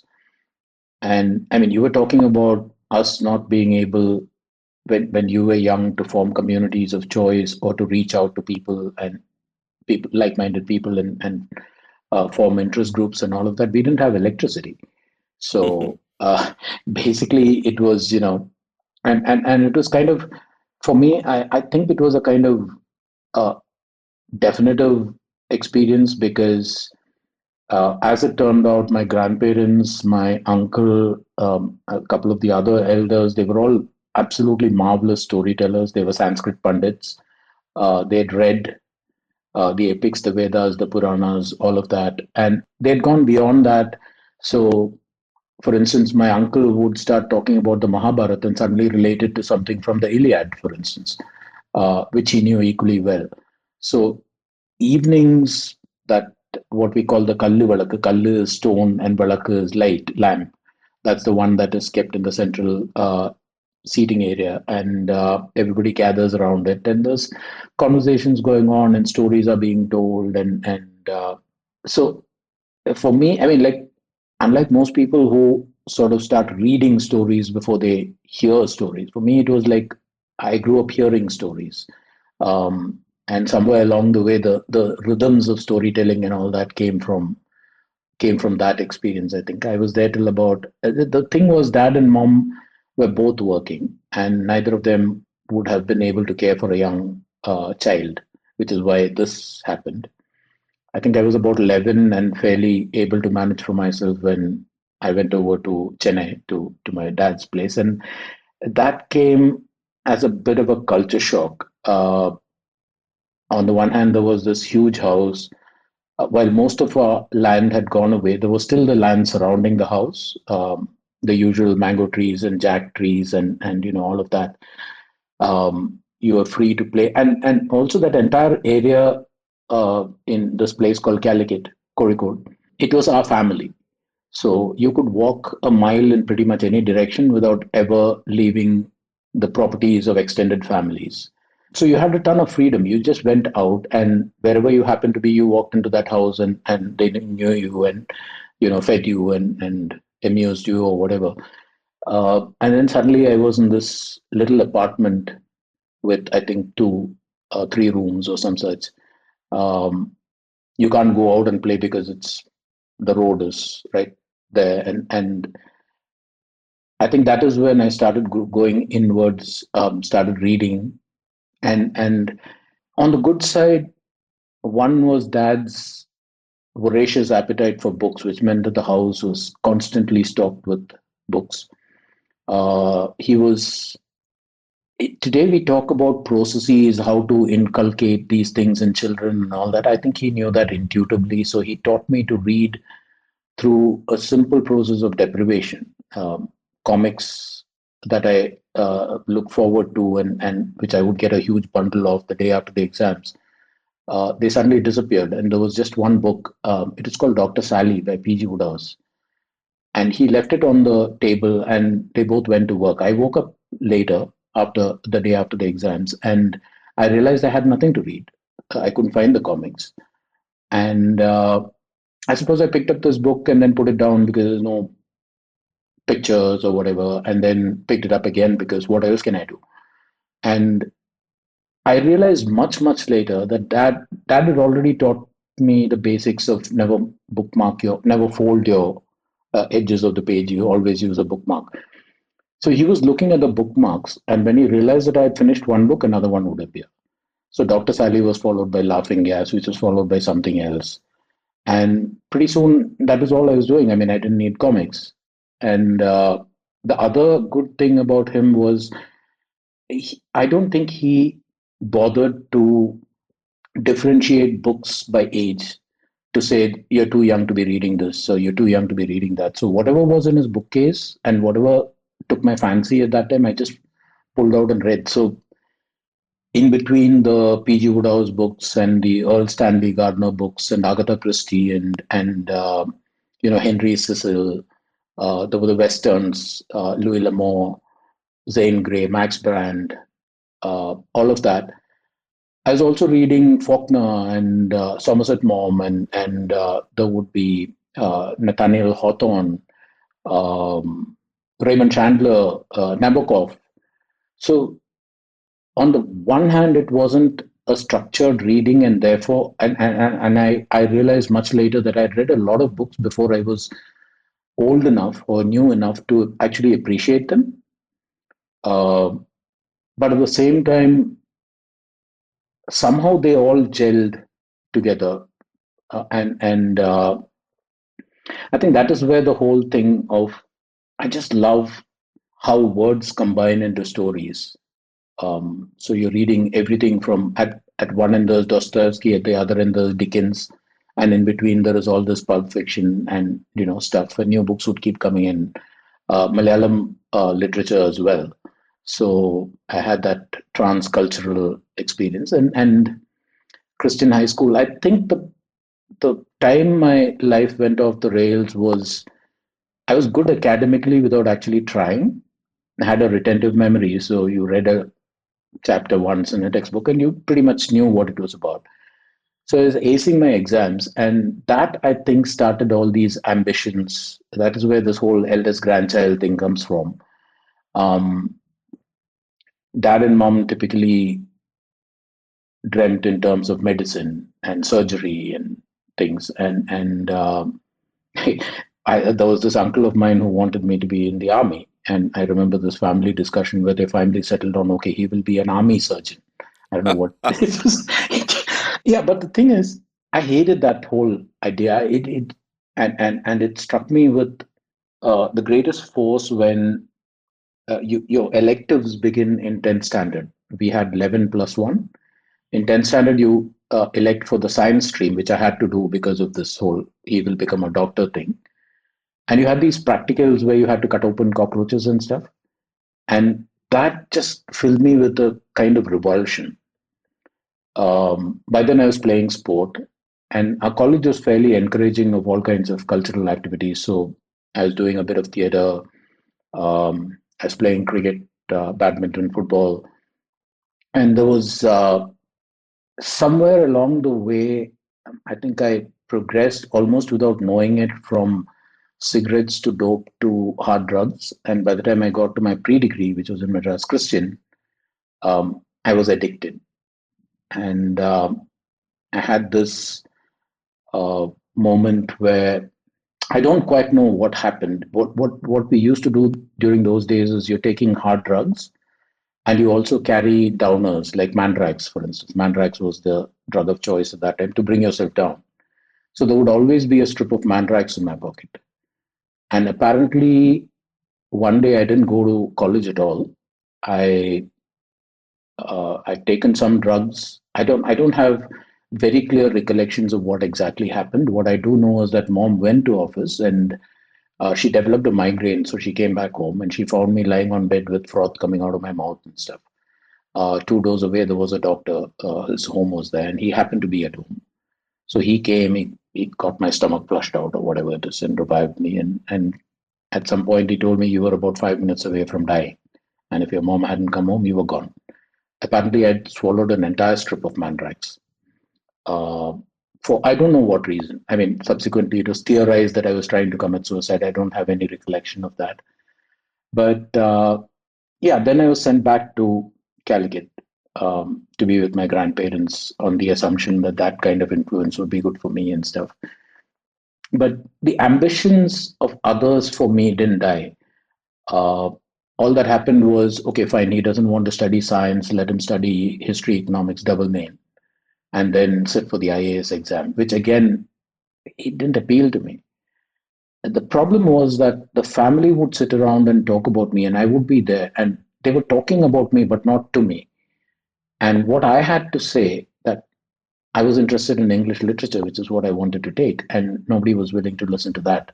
The comment would be, "What are you going to do? Become a teacher in some school? What's English literature got to do with things?" So I went to college for what it was worth.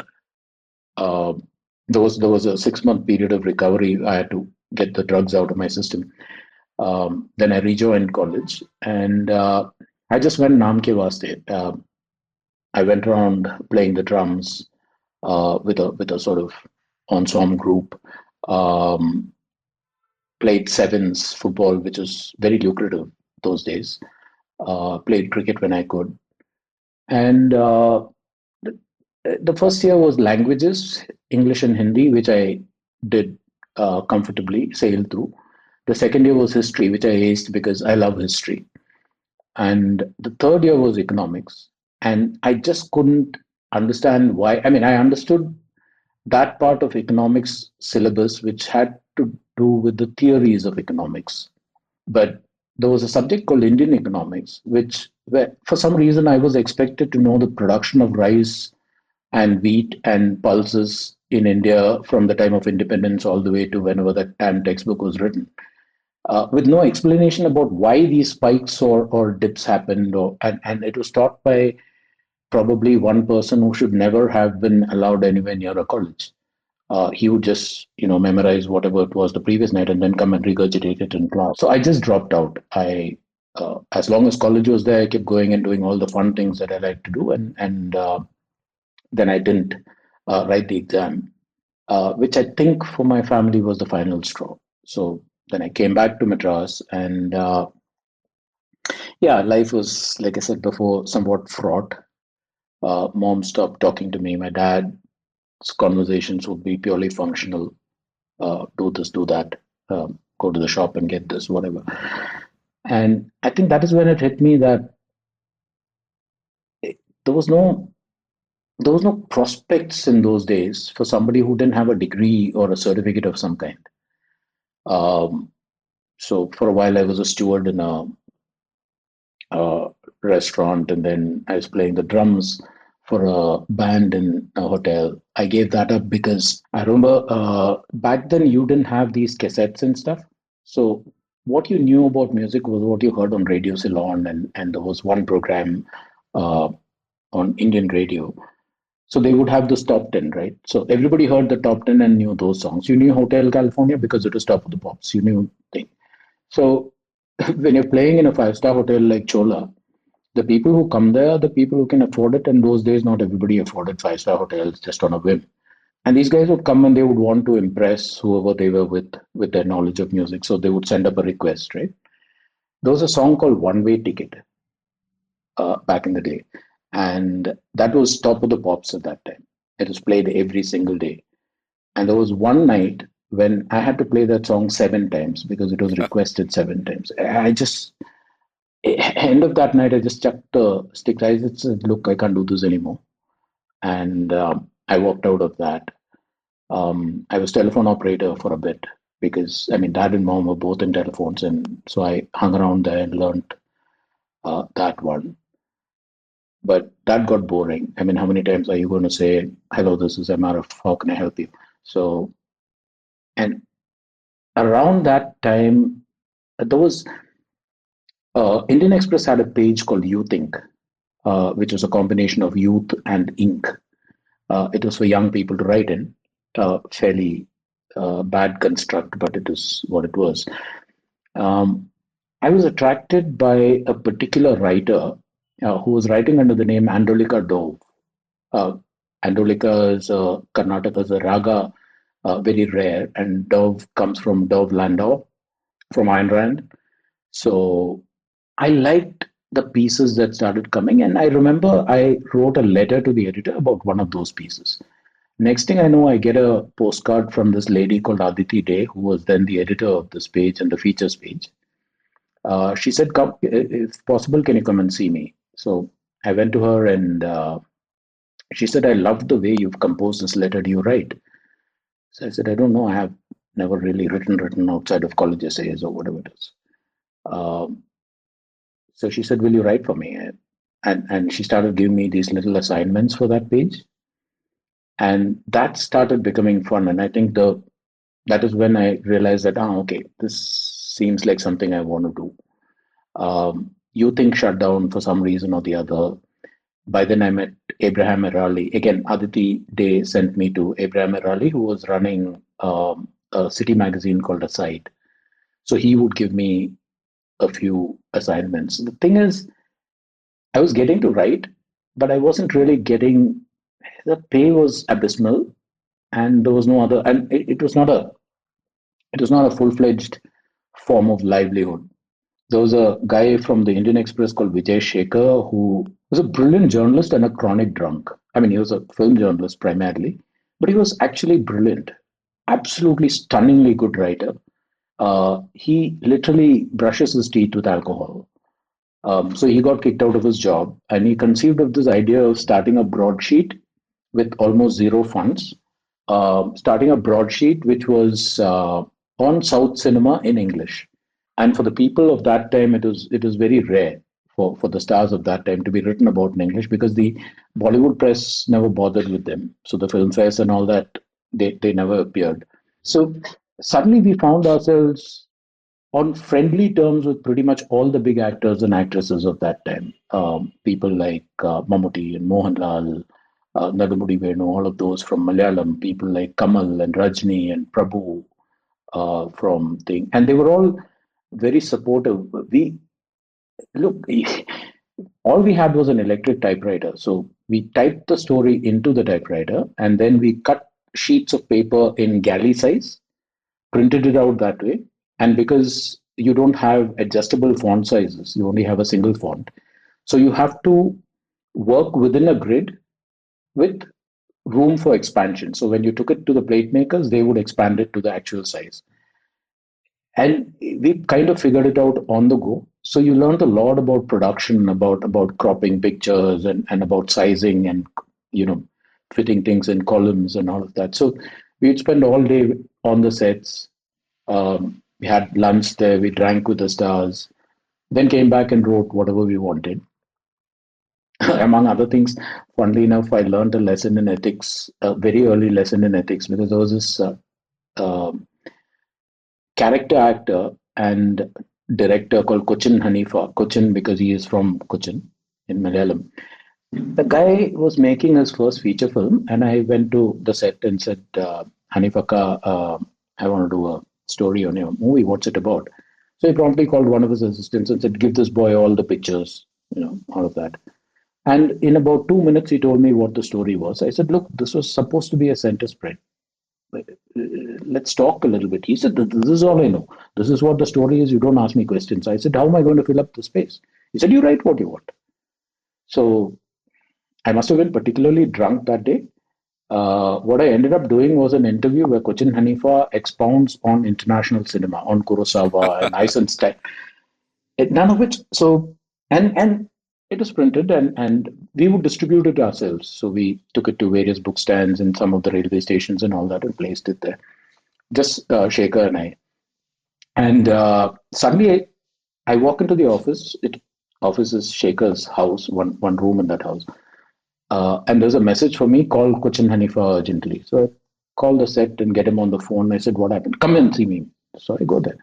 As soon as he sees me, he grabs me, takes me aside and says, who the hell is this Kuro what? Kurosawa, what?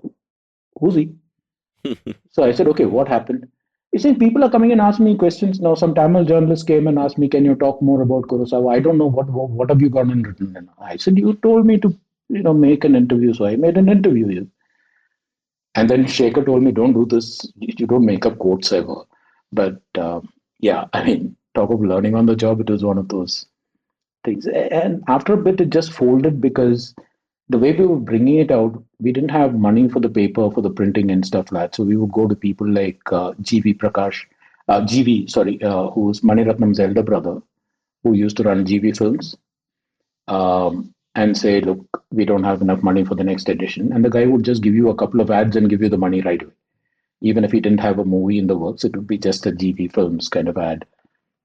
Um, Prabhu's brother again was very helpful that way. Pretty much all the producers, sometimes the actors would step in and talk to the producer and say, "Give this boy an ad, whatever." So beyond a point, it just became untenable.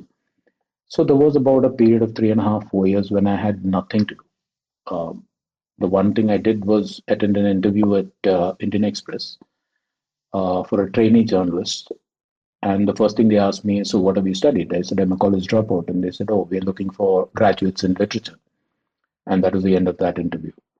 So Yeah, um, 1989 somehow lucked out, and there was a friend of my father's who was in Bombay who called me once and said, "Look, there's this paper called Free Press Journal. Not too many people read it, but they do want people. And would you like to come over?" I said, "So what are they paying me?" They said $750. So I said, "How the hell am I supposed to live in Bombay on 750?" He said, "You can stay with me. That's not a problem." And you said you wanted a chance. Here is a chance. If you make it, you make it. So I had nothing to lose. I just went, and yeah, that's pretty much. That's such a delightful story, and again, lots to sort of think about in there. And I'll come back to your career later, but I kind of want to go back to your earlier days. Like one story that really struck me, which you spoke about, was how your father would recognize from the bookmarks how far you had gone down a book, and when you finished a book, there would be sort of a new book. And I remember when I was a kid, and we were in Chandigarh, where my dad was in the IAS, and he'd go to Delhi every once in a while, and he had, and this is in the 80s, right, pre-liberalization and all of that, and he had hit upon these this dude somewhere there because he was a big patron of bookshops and all that, got lots of books. So he had hit upon a guy who would sell him old editions of Marvel comics. So what he Hmm. would do is he'd buy big bunches of Marvel comics every time he went, but he wouldn't show them to me right up. He'd give them in dribs and drabs. So he'd give me a bunch, and when I had finished that, and when I was suitably bored and made enough of a noise, he'd give me another bunch and all of that. And the pretense was that he doesn't have any more, but I always knew that, of course, they are there somewhere or the other. So, tell me a little bit about your father. Tell me a little bit about your mother. What was that sort of like? Because another thing that kind of happens to us as we go through life is that our parents, we form an image of them, and we maybe edit it slightly as we go along and we grow older, and experience more life. But essentially they are always kind of that, whatever the image we have drawn of them is. And it's sometimes hard to even be able to think of them as flesh and blood human beings, as flawed indeed in many ways, or as to us they're like fixed points in space, maybe complex points, maybe there's good and there's bad, but that's what they are. Like I recently came across a picture of my parents when we'd made a trip to America in the early 80s, I think in 84 or something like that. And there are my parents, and I kind of looked at that picture, and for a moment then I did a calculation and I said, oh my god, at the time this picture is taken, my father was younger than I am now. And Hmm. yet that, so how was that relationship like? What were your parents like? What was your father like? I mean, I imagine there is a certain kind of love and caring which the bookmark story illustrates, but there is also deep disappointment, and not all of it sort of undeserved, given the kind of things that you were up to. Tell me a bit about that. No, you're right. It was deserved. Actually, today is what, March 16, 1997 is when my dad passed.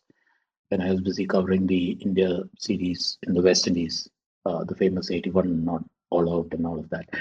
Um, dad, dad was a quintessential product of Kerala, old world values, valued truth and justice and honesty. And he was at one point, I think, either the head or number two in an RSS Shaka.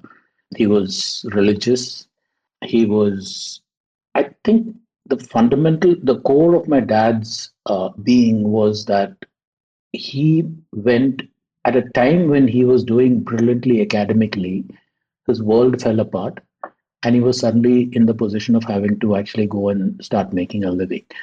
So our family. So my grandmother had one sister, and both the you call it a tarawad, the ancestral property. The tarawads were adjoining. My grandmother's sister's children, one of them became the principal of the Calicut Medical College. One was chief secretary to the government of Kerala. One who still is alive. He's one of India's foremost orthopedic surgeons. He used to teach at American universities and medical colleges and stuff. Brilliant guy. They were all like that. They were fabulously, they were all brilliant and they accomplished a lot. And I think it stayed with my dad that he could have been that. He and his brothers, they were all bright, all smart, all extremely erudite. But by an accident of fate, when they were pretty young, they had to go and start making a living. And my mom, again, highly traditional. So there is a concept among the Nambudris called Kovilamma, which is the women attached to a temple. So there's a temple in Chatraseri, my mom's place, and my mom's maiden name was Rukmini Kovilamma. The family was part of the temple, or the temple was part of the family, whichever way you want to look at it. And she had, again, those same old world values. In her case, she was a kind of savant, I suppose you call it, of things like arithmetic and stuff like that. She was absolutely brilliant, and she was in telephones. One of the things that we used to laugh about was the fact that she had the entire telephone book memorized. You could Wow. pretty much ask any number. I mean, literally, she just reels off numbers. Anything to do with numbers, she was amazing. But again, family reasons, stopped studies when she was pretty young, came to Madras, uh, and ultimately ended up joining telephones, which is where she and dad met. They complemented each other in a lot of ways because my mom's governing nature was a kind of placidity, a calm. Uh, she was unfazed by pretty much anything. Um, she had a very even temper. My dad was uh, his drug of choice was adrenaline. I think he had these highs and lows, fiery kind of temper, and at the same time, the next minute it would all cool down. And uh, earlier we were talking about the kindness of strangers. Dad went out of his way to help people who he didn't even know. So it was only after dad passed and people started coming home to condole. We met people we didn't even realize existed, and they would tell us stories about how their kid something happened and dad went and rescued them, and or something in the family, and the many ways in which, exactly like this uncle who passed away recently, those two brothers were very alike. Um, I think that is why their marriage was so very strong, and that is also probably why mom pretty much collapsed once dad passed. Um, it is only in the early 2000s that she started getting dementia, but her zest for life pretty much ended in 97 when dad passed away. I think for all that I was hurt by the fact that my parents couldn't see my point of view and couldn't have a rational conversation with me about why are you doing these things and what is it that you want to do. I think they were equally seen from a distance. They would have equally been baffled and hurt by the fact that these are opportunities they didn't get, and they sacrificed a lot to give it to me, and I was just throwing it away. So that, I think, is what made the relationship go sour. I hadn't seen or talked to my father for about from 1989 to 97 when he passed. So we were completely estranged. Um, it's only when I went for his funeral that mom and I again started talking to each other and all of that stuff. But yeah, I think they had an enviably rock solid relationship. Um, and I think the lucky one was my sister, because while there was no articulation of this, I think they also realized at some point that children need to be given some space to think and grow and be themselves. And so everything that happened with me, the reverse happened with my sister. She was allowed to be whatever she wanted. She was allowed to study what she wanted. Um, she was given a degree of freedom that I never got. So for me, withholding of freedom was a kind of punishment for whatever. And I don't thrive within four walls. I need my space. Somewhere they figured that out, and this was the one punishment that would always hurt me when I was grounded. In my sister's case, it was the exact opposite. So yeah, like you said, it's a composite, complex kind of picture. I think at the end of the day, it is. I would think that my parents suffered mostly from having been brought up in a particular kind of environment and then having to suddenly come to terms with a completely different way of life, of making their own way, of not having, in traditional families, one brother has problems, the extended family is there to help. But once the family fell apart financially, all of that changed. So it was everyone to himself. It became an atomic family as opposed to a joint family. They never really came to terms with all that it meant. And that, I think, at the same time, having to bring up a fairly volatile kid, even at my best, I was kind of, I had my moments. So all of that, I think, at a time when they were struggling to do what the normal middle class couple is trying to do, raise a kid, two kids, educate them, build a house, all of that. To have to cope with me must have been a bit much. So, a question at two levels. And one level is this, that, it's poignant when, like you describe your parents, they're at a time where they're living through so much change. Like, one, your kids are going in these different directions as the world is changing, so it might be hard for them to kind of comprehend exactly what's going on. Joint families become nuclear families, it becomes, everything becomes atomic. The kids go off in directions they don't understand, and they're kind of bewildered by it all. So, one, do you feel that, looking at that as an analog for where we are today, do you keep worrying that that might happen to you? Like, in multiple ways, do you fear that you're turning into your parents, or you're turning into your father, as they say about many men, that, they kind of turn into their fathers? So it's a question at two levels. One is, of course, at the level of character and at the level of, all those similarities you might notice. But the other level also is that kind of existential sort of confusion or angst or whatever, that the times are changing so fast. And I'm asking this because even though I am relatively young, I'm in my 40s, but I keep telling myself that I have to keep, I've seen, older people. I've seen my father struggle with technology and just be bewildered and therefore feel lost because he can't handle it. And I keep telling myself that, look, when I am that old, if I get that far, I don't want to be so helpless. I don't want to be so, adrift and all of that. And that is a fear. And one doesn't know what to even sort of, how one is going to kind of navigate that. Is that something you've thought about, or something that's there somewhere? Yeah, I think not now. I think those thoughts were actually in my mid to late 20s before I'd actually settled down. One of the side effects of doing the kind of things that I used to do, play sport at a fairly decent level, or act in plays and play the drums on stage and stuff like that, you end up, it's quite easy to make friends with girls. So there were always some relationship or the other going on, right? And I never wanted anything permanent until 1988 when I met Raji for the first time, and then we started sort of seeing each other exclusively.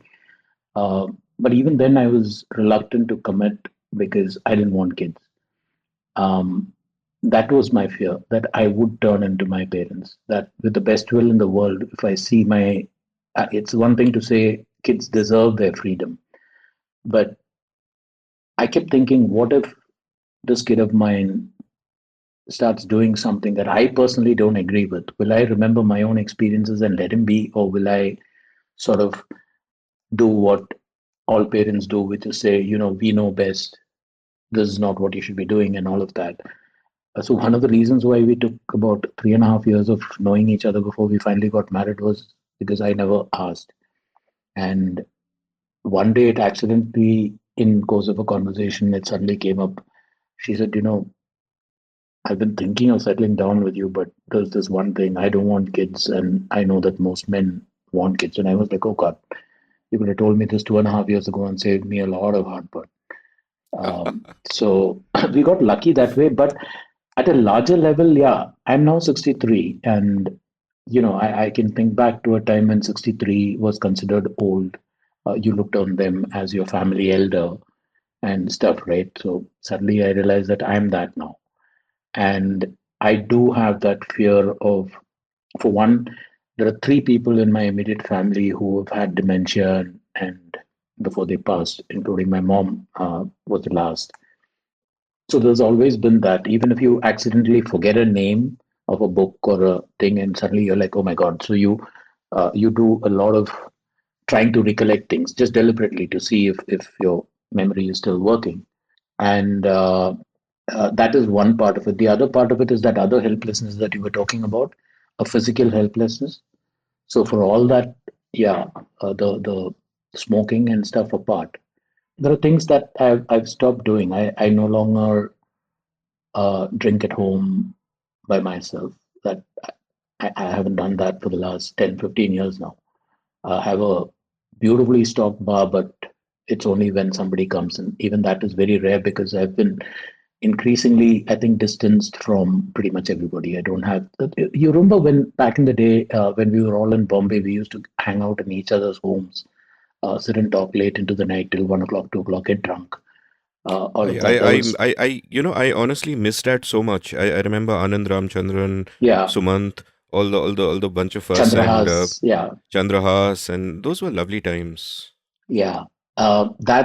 That's now a memory. I don't do that anymore. I don't go out for these things. I basically find spending an evening drinking alcohol that I don't really need and ending up talking of the same political tropes over and over again. It just seems so pointless to me. I don't get any fun out of it. I come back and say, what the hell was I doing? I could have read a book in this time.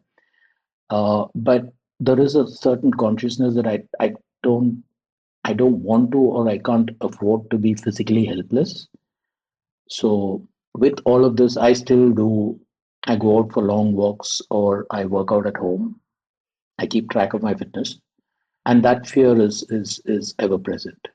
Also, probably because I think, at least in dad's time, even though the family was fragmented and his brothers were all in different parts of the thing, there was still, they all grew up with that sense of closeness and tightness and stuff. Here, there's just me and my sister.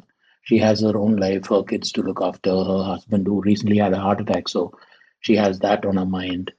Um, so I realize that I don't have the kind of automatic support system that the previous generation had. So that consciousness, that fear is kind of ever present. Losing the ability to think, to write, to function.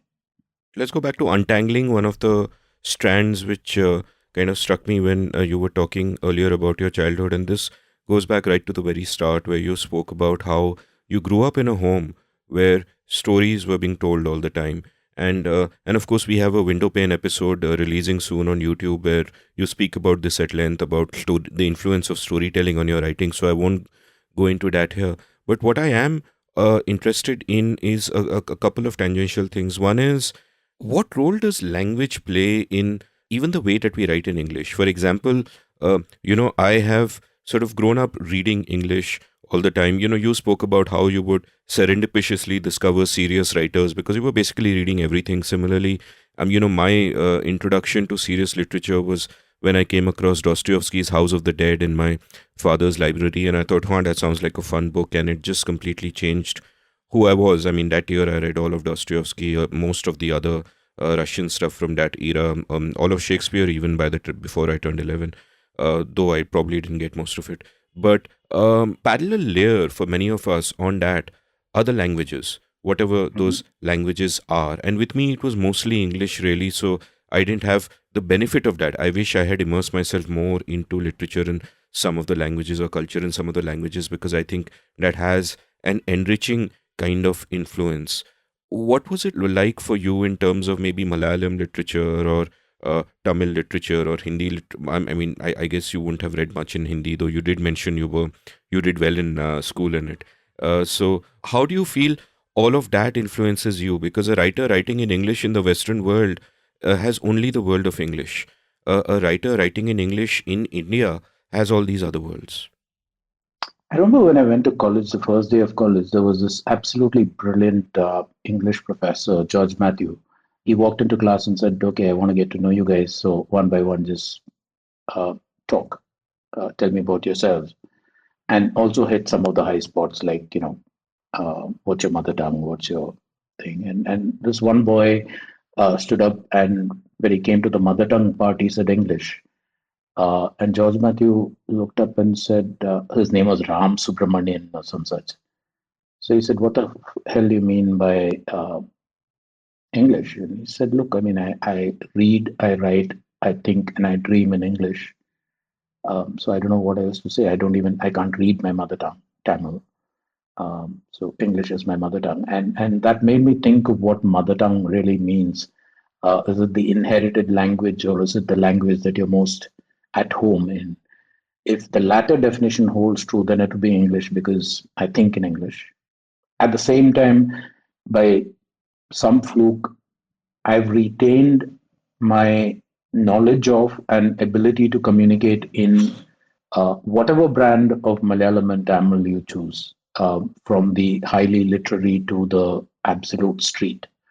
Um, the thing though is, it's opened me to new ways of writing. It has opened me to a whole lot of different styles and voice and even themes. One of the things about Malayalam literature is the way they can. We talked about this in the earlier before the ad break, if you remember, about these little stories that mean so much. And Malayalam literature and Malayalam films are full of these kind of stories. Just I haven't been watching too many films of late, but a couple of days back, my wife insisted that I watch something called Kettiyolanende Malaga, which basically translates into "The woman I married is my angel." It is a story of a boy in a village in an agrarian sort of environment, just him and his mom. His two sisters are married and gone, and he has reached the age of 35 without ever being in a relationship, ever being able to carry on a conversation with a woman other than his immediate family. And he keeps stalling whenever the subject of marriage comes up. And then finally, one day he sees one of those typical arranged things. He sees a woman who he actually wants to marry. He does. And then he doesn't know what to do with her, in the sense of he doesn't know how sex works.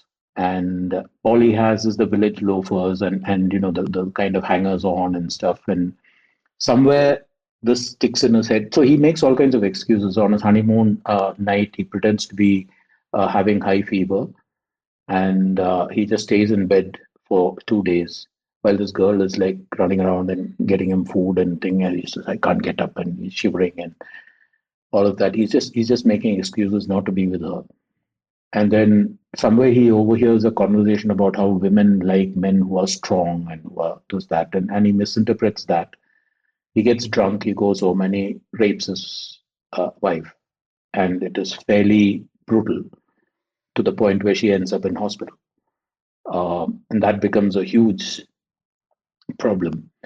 And the entire movie is about how these two people, how he breaks out of his shell, or how he is gradually taken out of his shell and taught what real life is all about, and how she gets to understand where he was coming from when this happened. It's not a justification of marital rape or even rape, but it is a process of understanding and a kind of mutual accommodation that happens at some point. But it is all based on that one little trivial incident. So that's what Malayalam literature gave me. Tamil literature was what I've read, and honestly, I haven't read the contemporary authors. My knowledge of Tamil literature would be the Tamil epics and a couple of established writers like Sujata, for instance, who has a huge body of work. Uh, they do epic very well. Malayalam per se doesn't have an established epic culture. We have myths and legends and then more contemporary forms of storytelling, but we don't have epic as a form. Tamil does. If you think of the Silappadikarams and the Manimegalais, and uh, where a big saga is told, and through that, the daily lives of people, the culture, the traditions, all of that is interwoven into that. So I think these things inform the way I think and write in English without necessarily informing my voice or my style. They just sort of expand my sense of the possibilities, if you will. Great. Let's take another quick commercial break, and on the other side of the break, we'll continue chatting about this and that and that and this. Long before I was a podcaster, I was a writer. In fact, chances are that many of you first heard of me because of my blog India Uncut, which was active between 2003 and 2009 and became somewhat popular at the time. I loved the freedom the form gave me, and I feel I was shaped by it in many ways. I exercised my writing muscle every day and was forced to think about many different things because I wrote about many different things. Well, that phase in my life ended for various reasons, and now it is time to revive it. Only now I'm doing it through a newsletter. I have started the India Uncut newsletter at indiauncut.substack.com, where I will write regularly about whatever catches my fancy. I'll write about some of the themes I cover in this podcast and about much else. So please do head on over to indiauncut.substack.com and subscribe. It is free. Once you sign up, each new installment that I write will land up in your email inbox. You don't need to go anywhere. So subscribe now for free. The India Uncut newsletter at indiauncut.substack.com. Thank you. We're back with the scene and the unseen, where normally Amit asks questions and his guests respond, occasionally at rambling length, like I just did until now. But Amit, this time I want to reverse the thing and ask you a question. It's funny, I've known you for the better part of 20 years. We've been friends, we've collaborated, we've worked together off and on. Uh, it occurs to me that your trajectory in your profession is exactly the opposite of mine. I did a lot of random things and then kind of stumbled and tripped and fell into journalism almost by accident, or maybe because there was no other option. But you, straight out of college, you decided to get into journalism, right? And you picked cricket. And then you started doing other things. You became a fiction writer. You started playing poker for a living. You were a blogger for a bit. Then you went deep into the sort of writing that, among other things, won you two Bastiats. You were a pioneer for India in the podcast thing. All of that. It occurs to me that it's a rather funny arc, which on the face of it defies logic. So I was curious about how you got where you were and how you yeah. Yeah. The 200th episode of The Seen and the Unseen was all me answering questions from others, covering many aspects, including this arc. But, I was just thinking when you were speaking about, I said at some point, I hope, Prem won't think otherwise if I ask him to send me a photograph of himself as a young man, because I really wonder what you look like. And one of the things that has kind of happened to me while I've been speaking to old friends on this show, like you right now, or Deepak Shenoy a little bit earlier, or Sonia Falero, who was also on, is that you realize that these people are people you feel close to, right? There is a lot of affection, there is a lot of warmth. You've known them for a long time, and yet you don't really know them at all. That's sometimes Yeah. a feeling I get, that there's so much you don't know. And your question revealed some of that, because I didn't come straight into journalism. I spent a few years in music television. I worked for a few months in advertising in Delhi. I graduated in 94. I finished my BA literature, and then for a few months I worked in Delhi in HTA, where I worked in a group called the Pepsi Group. HTA is today J. Walter Thompson. It was then the number one ad Right. agency in the country, hated advertising. Came to Bombay, worked to Channel V, where Quick Gun Murugan was just out, and that was the in thing. So I landed on a Friday, called up their office. I said, I'd like to kind of work with you. And on Monday, I had the job, worked in Channel V for a couple of 2.5 years, worked in MTV for 2.5 years, tried a dot-com startup that failed, partly because the NASDAQ crash happened in 2000, just as things were taking off.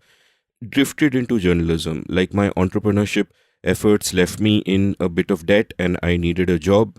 And so I joined Sambit Bal at Wisdom. We later went on to buy Cricinfo and all of that.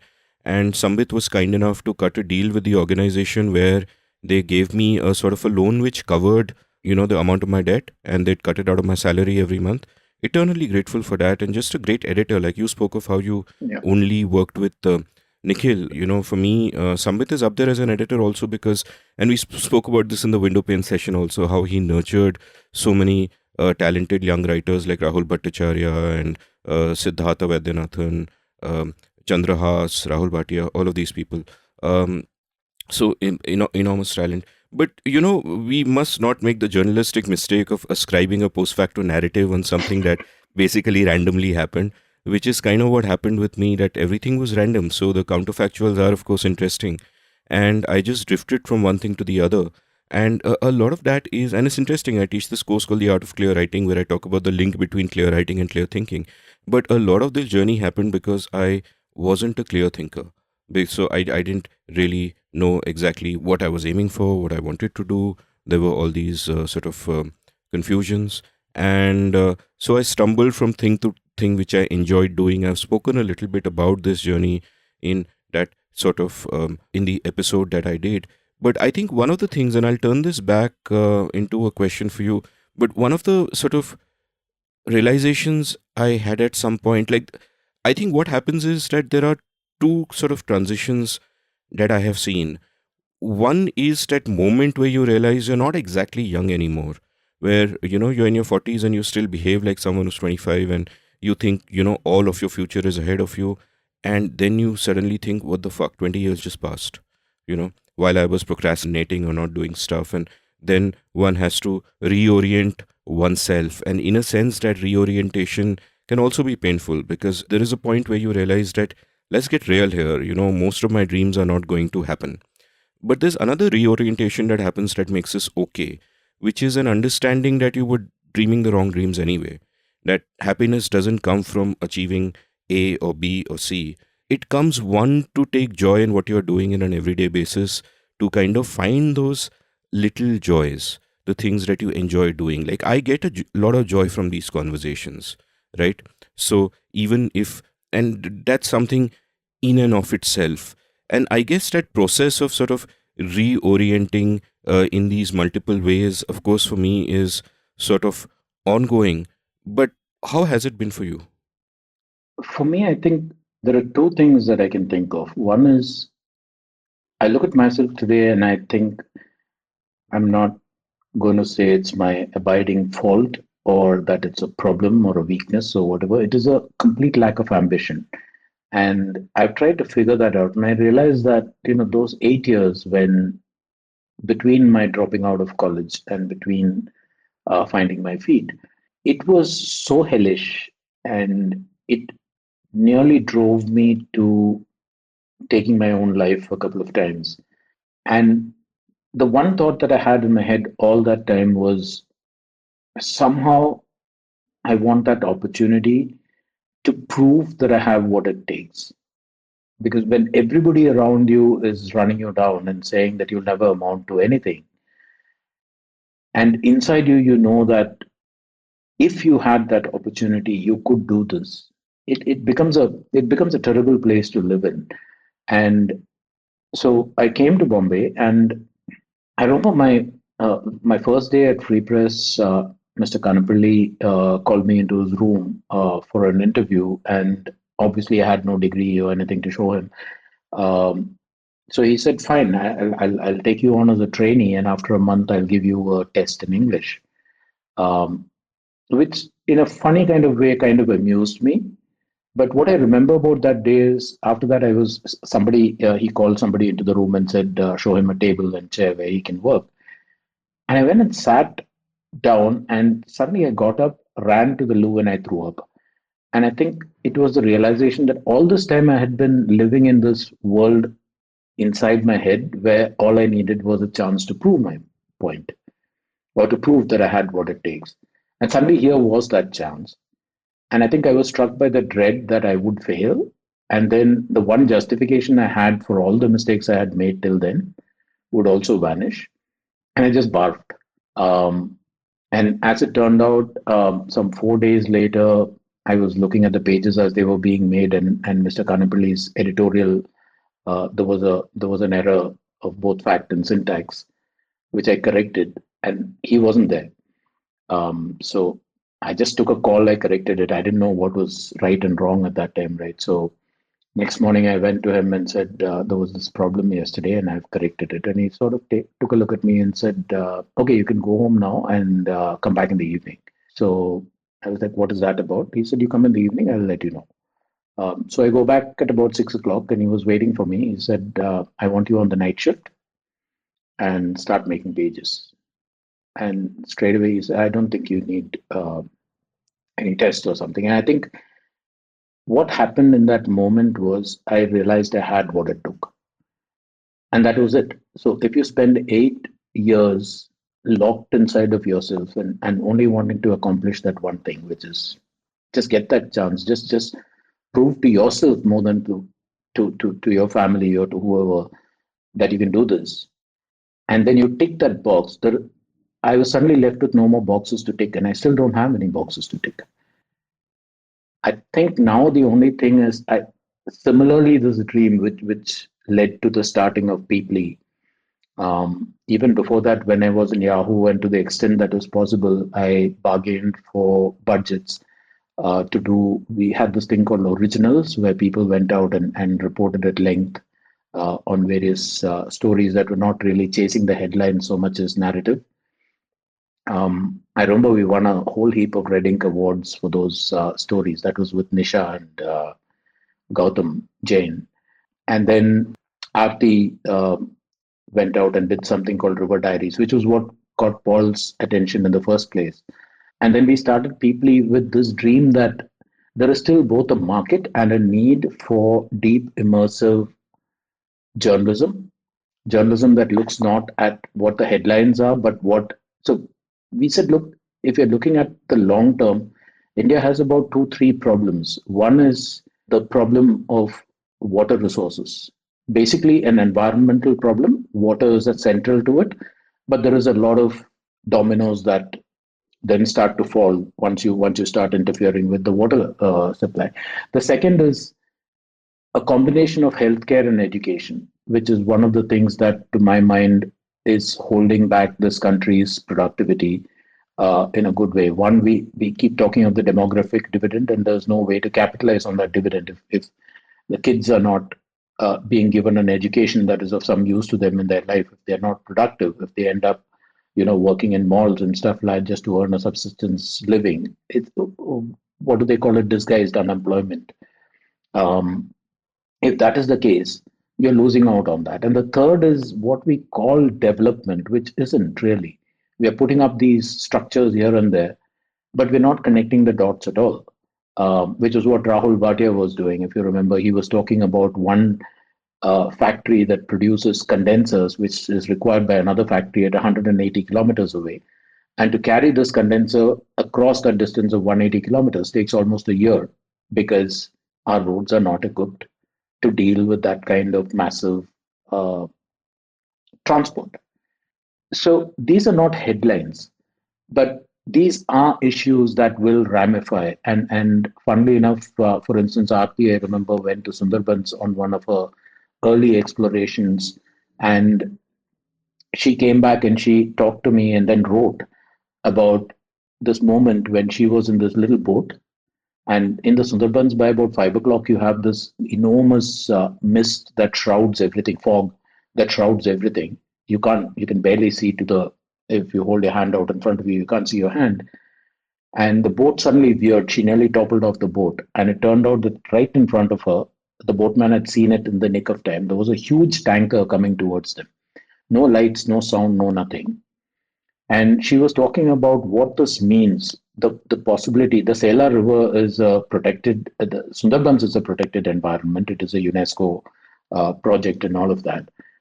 And here you had these massive tankers carrying things like fly ash, crude oil, and various other, extremely harmful products.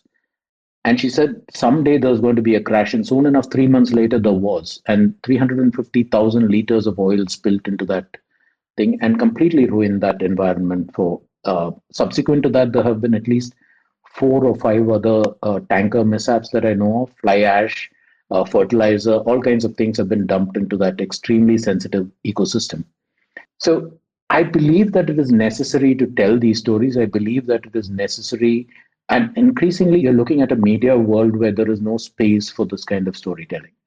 There is neither the ability nor the ability not of the individual reporter, but of the management, let's say, to think of the necessity of all this and to find the ways and means to make it happen. There isn't the space, there isn't the time, and there isn't the inclination. And because of this combination of factors, the most important stories of the day remain untold or largely untold. There are independent journalists who are on their own time going out and telling these stories, people like Aarti or Priyanka Dubey or Bahar Dutt and people like that, who are taking the trouble, Prerna Bindra, for environment related stories. A lot of these people are doing it, but they're doing it despite the system.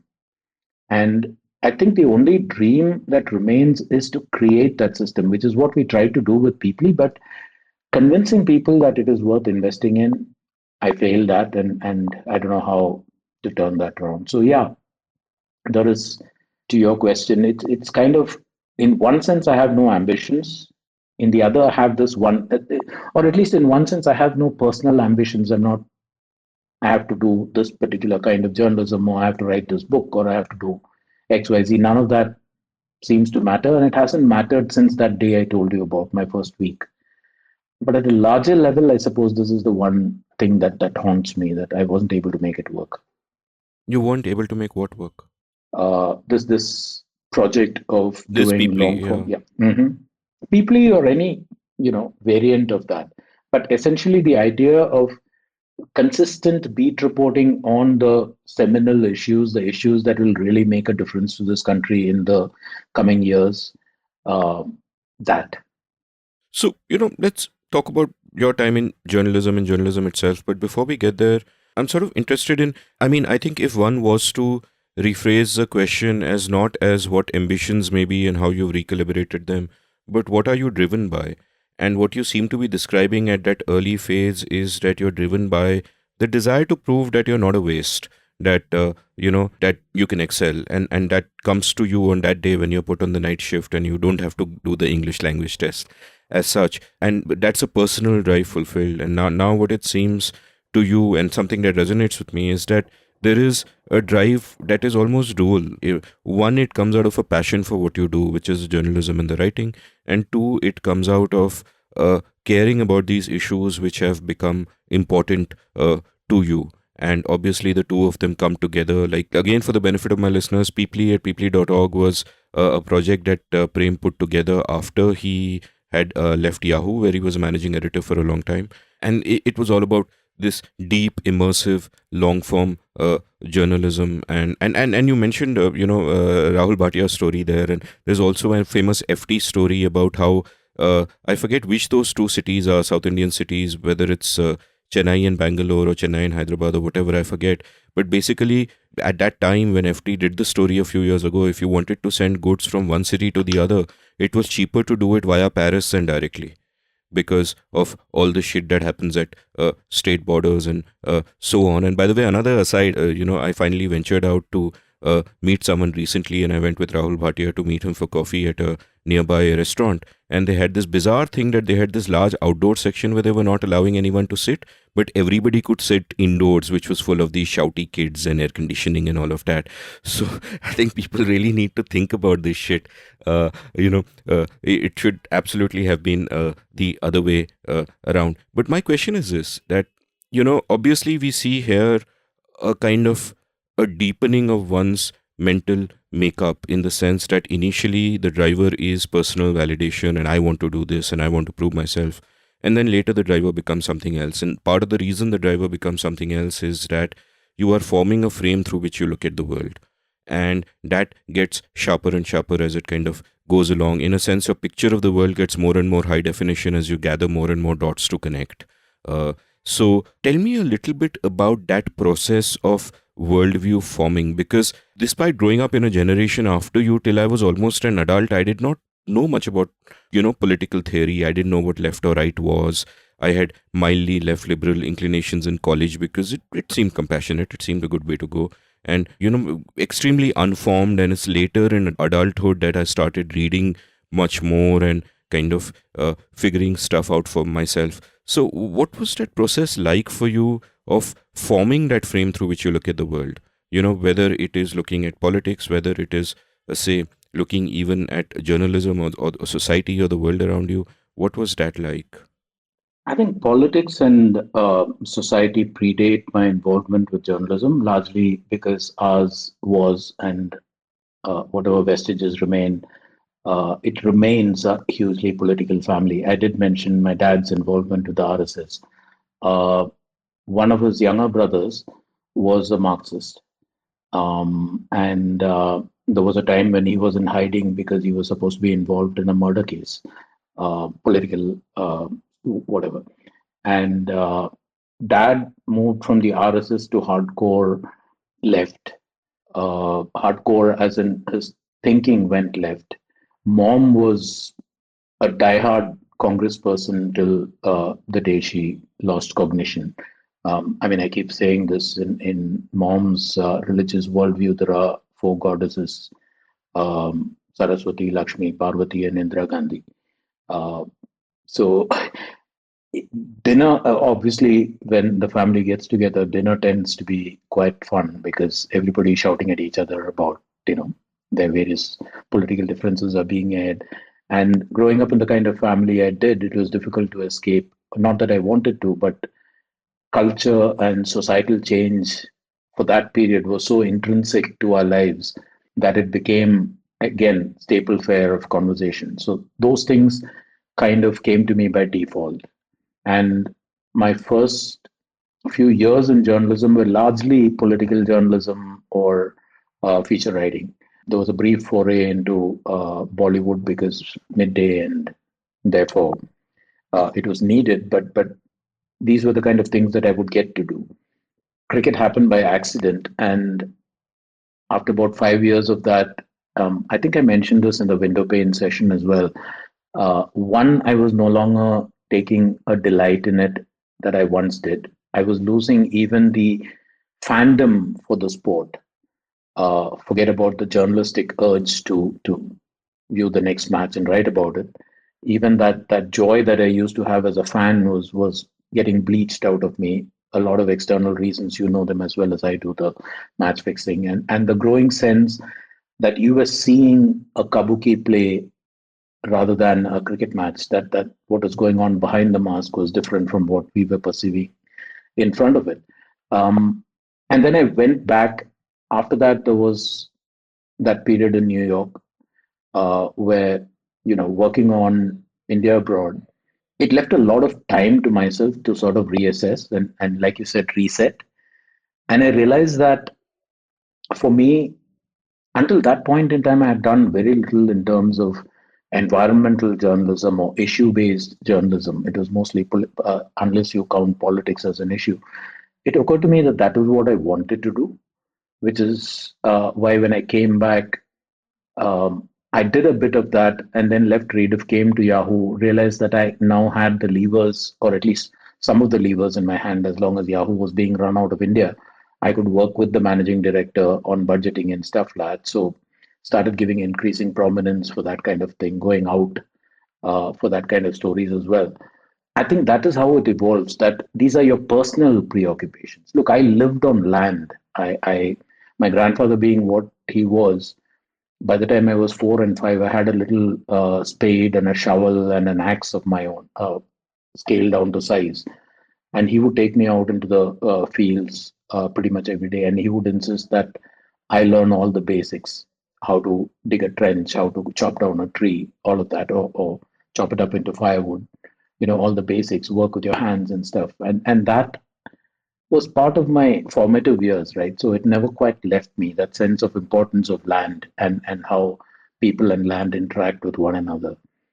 So all of that was already marinating inside of me. Then I met Aarti, who is hardcore into these issues. I mean, she's a brilliant scholar with, I think, three postgraduate degrees to her name.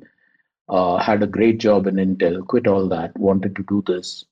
So her passion kind of, just when I was beginning to sense the first sparks of there has to be more to it than quotidian political reporting, her coming along just sort of took it up another few notches. Then Paul happened, and then it became a sort of continuous process. Even today, I mean, I write a lot in my journals, which I don't know what I'll make of it at some point, but most of that writing is about these kind of issues, not what is happening in West Bengal or Kerala or whatever. And So, one thing, since I've known you, I've constantly been haranguing you about why you don't write books. Like, for example, cricket, the whole fascinating post John Wright sort of Ganguly period is so incredible. And most of what really went down and happened is not even in the public domain. And I used to keep nagging you, I think, please write a book about it. But there are so many books that you could really have written on just a variety of subjects, not just cricket, and you haven't done that. Is that something you thought about? Like in my case, and I will hopefully write many books, but in my case, the fact that I haven't written 10 by now is really a lack of discipline, and it's got to do with those kind of personal failings and not necessarily desire.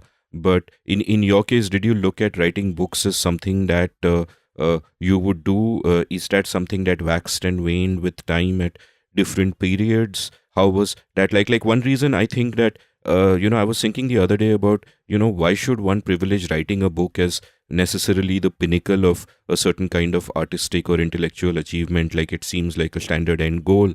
Why not a podcast? Why not whatever? We kind of tend to think in these old structures of how we consume the world back in the day 30 years ago, but today everything has changed. But was that ever a part of your makeup that I should write books, or was it something you really didn't care about and you were like, what is this Amit telling me again and again? Well, I mean, you kind of answered your own question on my behalf when you talked about why privilege writing books as the pinnacle of intellectual achievement. Um, to the specific thing about cricket, I think we both know why I haven't written it. For the simple reason that, like you said, it's not in the public domain because it is not in the interests of either the players who were central to that era or to the administration for a lot of things to become public. Almost all of what I know is from the players and the administrators themselves. And I also know with a dead certainty that if I ever were to write about these things, the very same people who took me aside, asked for my time, sat me down, and told me things will be the first to deny it. At the end of it, I'm going to end up with a book that is universally denied. And to what purpose? I mean, if the principal players in this history do not want the story to come out, I don't see the point of my doing it. Uh, I don't think I have never felt that I have to write a book. You and other friends, Nilanjana Roy, for instance, Kartika Nair, people had keep talking to me about it. I played around a bit with that transcreation of Bhimsen, but that was more of a writing experiment that I wanted to try out. But for me, a book has to evolve from the story. It has to be the other way around. And I'm not talking fiction. Fiction doesn't interest me. I mean, I love reading fiction, but not necessarily writing it. I don't even think in that direction. Nonfiction, though, yes. And for me, it is like I said. If you remember, we talked about that coastline exploration that we were doing, and which got truncated thanks to COVID and all the other issues. But at some point, that is a book that I want to finish because you see the coastline and you see beaches on which you played football or where you picnicked with your family when dad and mom came down for the summer holidays and stuff, and they have vanished. They've literally vanished. The beach does not exist anymore. The water comes to the shoreline, to the road, for instance. So that is one part of the story. But then when you think of how it ramifies, the beach encroaching is fishermen disappearing, homes getting destroyed every single monsoon along that stretch from Trivandrum all the way up. Hundreds of homes are just being swept into the sea every single monsoon for the last 5 6 years. That is that many displaced families, that many displaced livelihoods. To keep the sea from encroaching, you're going and mining stone from the Western Ghats, from Idiki, from Kalpata and Sultan's Battery, and places like that. And every year now, for the last 3 years, you've had landslides in those places which are killing people. There is multiple ramifications across this, and all these, let's say, economic or livelihood ramifications, then translate into cultural ramifications as well. So there is a huge story with the coastline as its spine. And to do the entire Indian coastline of 7,400 kilometers is an ambition that RP and I have. But just to do Kerala, it strikes me that what is happening environmentally in that place and how it is ramifying into the social, the political, and the cultural lives of the people is a book worth working on, and that's not an ambition that I've given up on at this point. But again, that depends on do the basics first, which is go there, see what there is, and then see if the story is worth writing and if you're capable enough of putting it all together. And I guess that requires funding. If someone listening to this wants to fund this, what do they have to do? Where do they have to go? Well, talk to me. Okay, that's I mean, Prem in the Panicker sense of always accessible. so yeah, part of the thing is see, I can't talk to a VC on the regular lines of how many page views will you get and how many UUs will you get. I can only talk in terms of is this a necessary thing to do? Is this something important that is not getting done right now? And what will it take to do it? And I'm not looking at huge sums of money. I don't think that is required at all. We did that entire coast life 15, 20 days, 1 month, and then another 15 days, another month, 30 odd days. Our budget was less than a lakh. We stay in these small lodges. We walk a lot. We take public transport. It's not like you're saying, okay, I need to be put up in these five-star hotels and I need tons of equipment and stuff.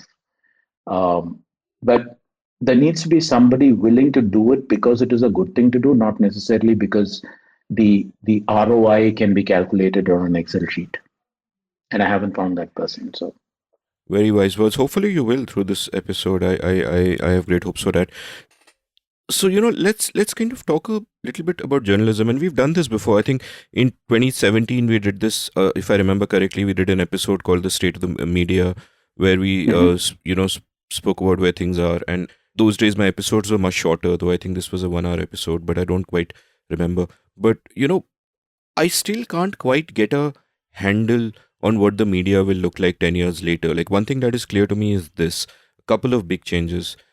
One is that there was a time where there was a consensus on the truth because you got all your news from a bunch of singular sources, and that was pretty much it. And it was both good and bad. It was good because there was a limit to how much fake news could get through, and you had what you had, and 2 plus 2 was always equal to 4. Today, that's coming at you from disparate sources. Everybody constructs their own alternative realities, and in a sense is good because it means content creators like me can just create content. I am not dependent on a platform for publishing me. I don't have to conform. I can do my podcast as I want. Nobody's going to ask me 3 ghante kyun. I can do my newsletters as I want, which is kind of great. But and the other thing that's changed is that, especially in the last 10 years with social media on our smartphones, that the way people discover, consume, and filter information has changed. It is no longer the case that you will go to a destination, that you'll pick up the Times of India in the morning, or you'll go to even an India Uncut in the morning, and as back in the blogging days some people said they used to do. And people don't go to destinations anymore. The news comes to them. They'll click on links on social media, or somebody will send them something on WhatsApp. So everything about the consumption has changed. Everything about, at the demand end, it is all different. At the supply end, they haven't figured it out. They haven't figured out that, or if they have figured out, they haven't figured out what to do about it. That the advertising model may be broken, that, a lot of what was taken for granted, like the bundling of many things together in this big thing called the newspaper or the publication, may not even be relevant anymore. And I don't know how those pieces are going to fall into play. At some point, the supply will fit into the demand, and I don't know when it will happen. And even now, the landscape of how we consume information is changing so fast that, like, just this week, there was an episode out of a show that I produce. There's a show called Brave New World, hosted by Vasant Dhar, which I produce for the IDFC Institute. And Vasant spoke to Jonathan Haidt. And Jonathan Haidt made an interesting point where he spoke about, I think the phrase he used was wisdom deprivation, where he said that yes, today people have access to a lot more information, but most of us tend to consume something that has been produced in the last 2 or 3 days. You're always kind of in the moment, especially, and this is a bigger concern, not when you take oldies like us, but when you take new generations who are still being formed. And the question is, what are they being formed by? And they are being formed by ephemeral, shallow content which is just coming out. And I don't want to generalize and say everybody is like that. Kids generally today are obviously much smarter than us. They have partly because of access, self pedagogy is much easier, and so on and so forth. But that's also, and I think the phrase John used for it was wisdom deprivation. And because things are just changing so rapidly that it is, and because the demand side is continuously changing, while the supply side is still stuck in some paradigm of 12, 13 years ago. And I can't put a finger on what the media landscape will look like 10 years from now, and so on. And obviously, you have been in media at the highest levels for all this time. What are your thoughts on this?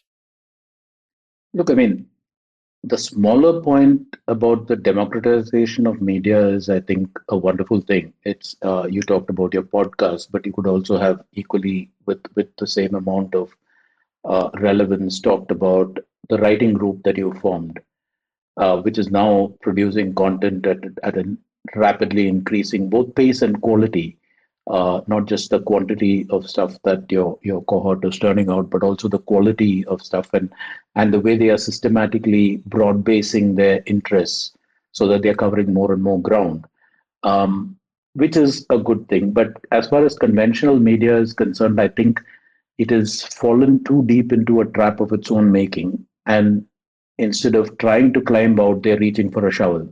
I think the genesis of the problem was the early days of the internet when your monetization model depended on audience, on page views, on the number of, let's say, the amount of attention of a reader that you could catch and retain.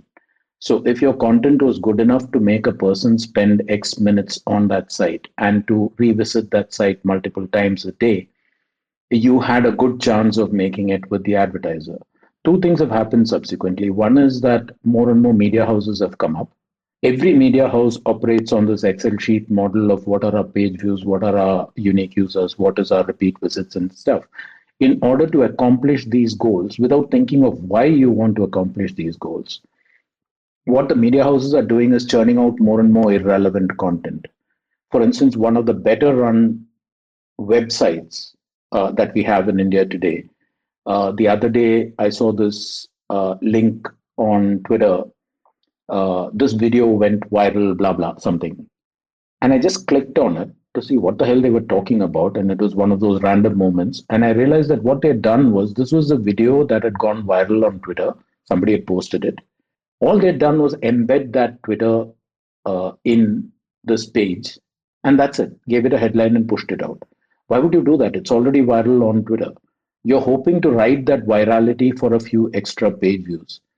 And the joke is, you haven't thought of what those extra page views mean in terms of revenue. Somebody did put in even that little bit of effort to find that and embed it, right? They haven't done the basic math of saying the more page views I produce and the more page views everybody around me produces, the less each page view's value is. So a time when you used to sell what you call the CPM, cost per million page views, when the CPMs were counted in dollars, today they're not worth pennies. So your basic unit of production, which is your page view, is increasingly irrelevant in the marketplace. And yet you're chasing that metric, and you're not only chasing that metric, you're actually doing more and more of that. You're desperate to meet these so-called monthly targets and stuff, right?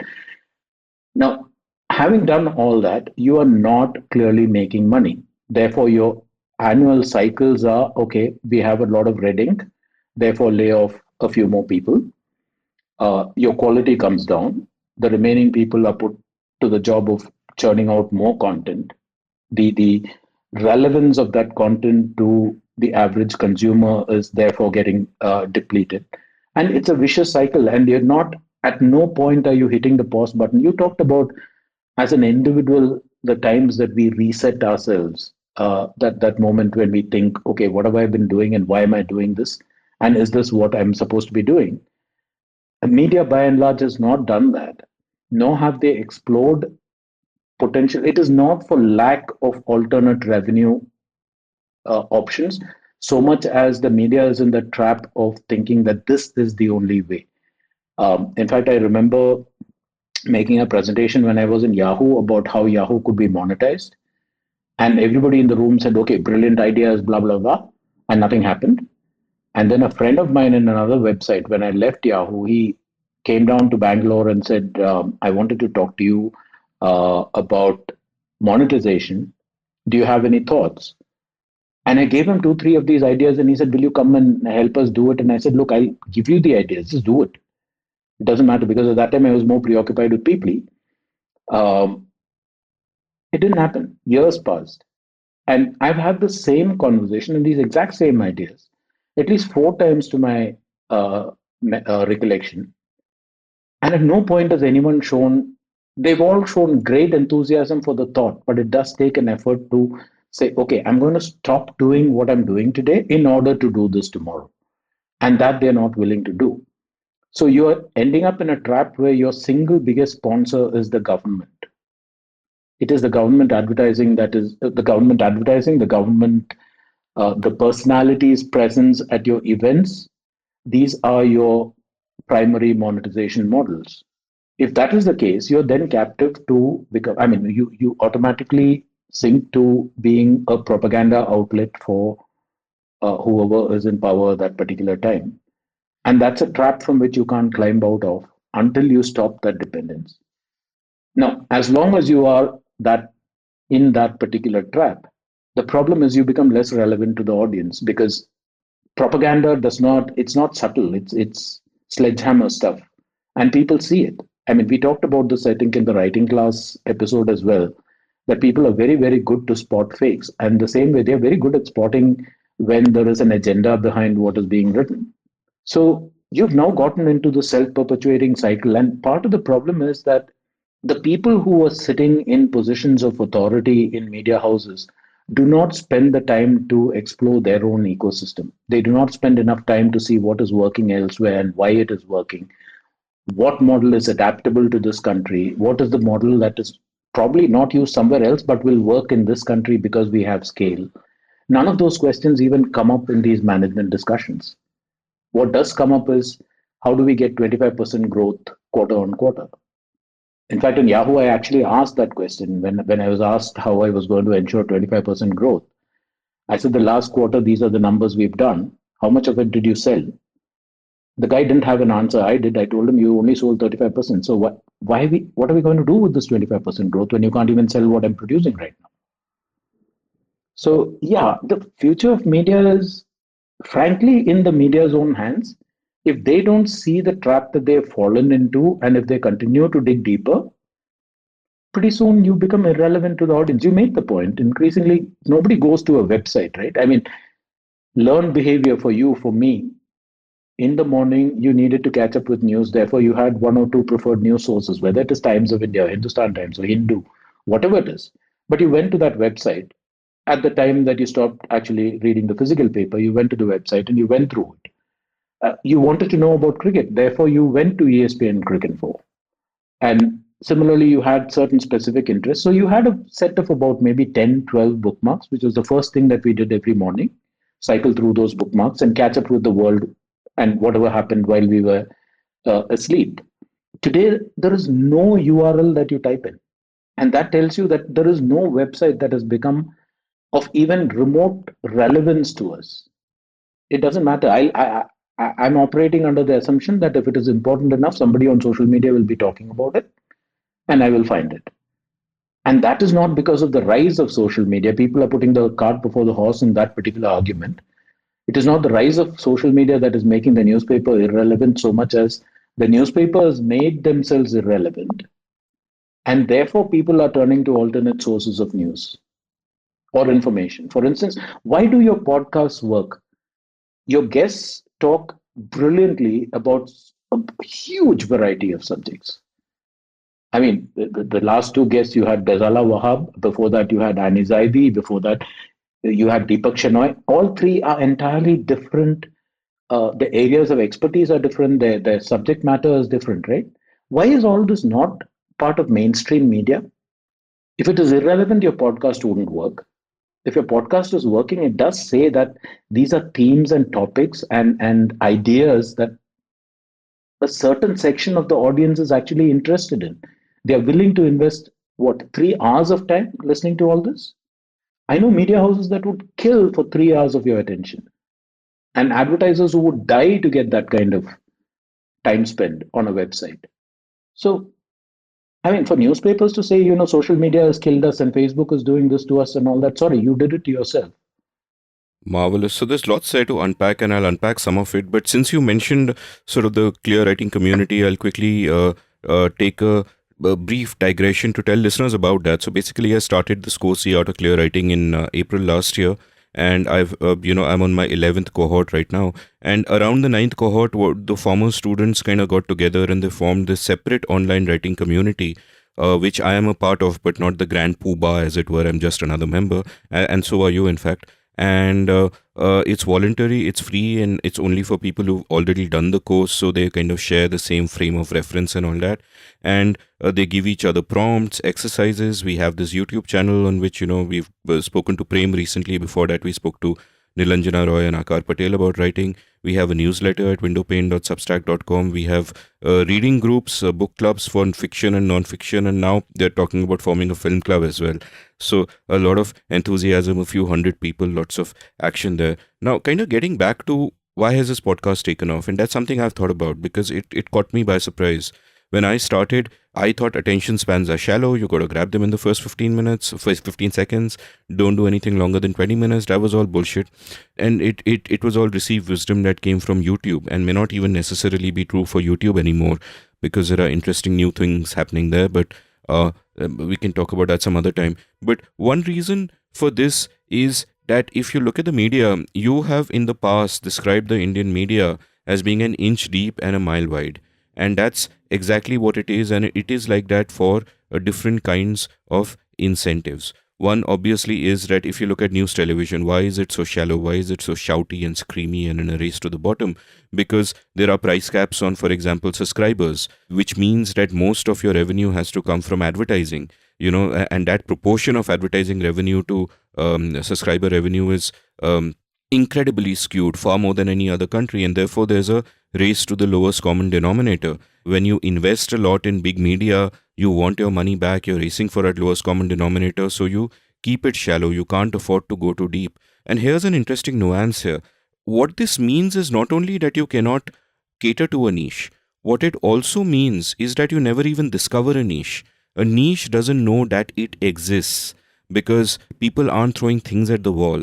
And the wonderful thing about the internet and technology is that it empowers individuals to throw everything at the wall. I can do a 4-hour podcast. I can do a newsletter about whatever. I can do my blogging, in your case, Smoke Signals, in my case, India Uncut. And niches form, communities form, which is the wonderful thing about it. But the other very fascinating and deep point that you have made previously, which I just want to take our listeners through, is you've pointed out that when you enter this death spiral, like we've spoken about how demand is one thing, supply is another thing. What people want is not what the media is giving. Now, when that typically happens, the media starts losing money. What do they do when they start losing money? They won't sack the salespeople or whatever. They'll sack editorial. And this is a very telling phrase that I heard from you, where if you have less journalists, you will have more generalists because you can't hire that many specialists. And therefore, the work is spread around more among generalists who have to produce more work, who have less time to work on stories, and the quality suffers. Like there's a phrase called Gell-Mann amnesia, which is named after the physicist Murray Gell-Mann, which basically means that, whenever I read a story by a mainstream publication on a subject I know a lot about, could be podcasting or poker or even economics sometimes, I find that the story is rubbish because I know the subject with so much depth and the generalist has probably worked on it for 6 hours and called up 4 people for quotes. But when I read the rest of the newspaper on subject that I don't know, I am trusting it as if it is gospel, as if it is all, and that's what is called Gell-Mann amnesia. It's that you forget that this has happened, that whatever subject you know about the newspaper has bungled up completely. Why would you assume they haven't bungled absolutely everything? And this causes a vicious cycle where there's a degradation in quality, and therefore the quality gets worse and worse. And obviously then the reader, who is no longer, going to these mainstream media sites in any case, will, the filtering effect will come into play and they'll read less and less of most of this garbage. Another thing that happens, which I think is, outside of these contexts, is the way that in the past, because of either a lack of imagination, or individuals not being empowered enough, in terms of individual consumers not being empowered enough, is that we think in terms of packages. In newspaper, of course, it is key Times of India, you have a bunch of pages, you have politics news, sports news, opinion, blah blah blah, you put it all together. Education is like that. Education, we think in terms of packages, where we are still in the 19th century paradigm, that kids of the same age must be in the same class and they'll be taught this package of subjects: history, geography, English, whatever, and it has to be this, nothing else. And we've been stuck in that equilibrium, and it is clearly not working. Especially when you look at the Indian education system, where even though we have a jobs crisis, we have another crisis in that most people who are getting educated within our system don't have the skills to be employable. So it's like this crazy dual sort of crisis that is happening. So there's this, we've spoken of many things here, the just the kind of do you have any thoughts? Yeah, you made a point which is central to this entire thing. You don't know a niche exists until somebody comes along to service that niche, which is central to this entire thing. About your original question was around you're not being clear where the media is going or where it'll be 10 years down the line. This realization is what is the North Star that the media needs. The media is servicing things in a by rote fashion, exactly like our education system. It has gotten this template and it says, yeah, this is what the people want. The question of, is there something else that the people want that we are not aware of and we're not giving, and therefore we are losing readership or not gaining more readers, is never asked in a newsroom and never answered. The other part of the issue is we talked about how it is not the salespeople but the journalists who get sacked. The additional layer to that is that it is the senior journalists who get sacked because they are the ones who are highest paid. But the reason why they are seniors, they've spent some time in that profession, they've acquired a knowledge base. That knowledge base belongs to that particular media company. As long as, say, for instance, I spend X amount of time working in newsrooms, being on top of politics, building contacts, and having a certain reservoir of both information and the ability to acquire information quickly. I know where to go, I know what dots to connect. And then you get rid of me. You have lost that entire experience that you have actually spent money and time nurturing. And increasingly, you are keeping the bottom layer of journalists there, kids who are just out of school, who haven't had the time to build all this up. And it is not just that you're keeping them, you're not giving them that opportunity to build a knowledge base for themselves, because today you are expected to do a piece on the West Bengal election about which you know nothing. And tomorrow you're doing a piece on the Kerala election about which you know even less. And you don't have somebody there to go and ask, you know, this seems to be somewhat odd. Where can I get that information from?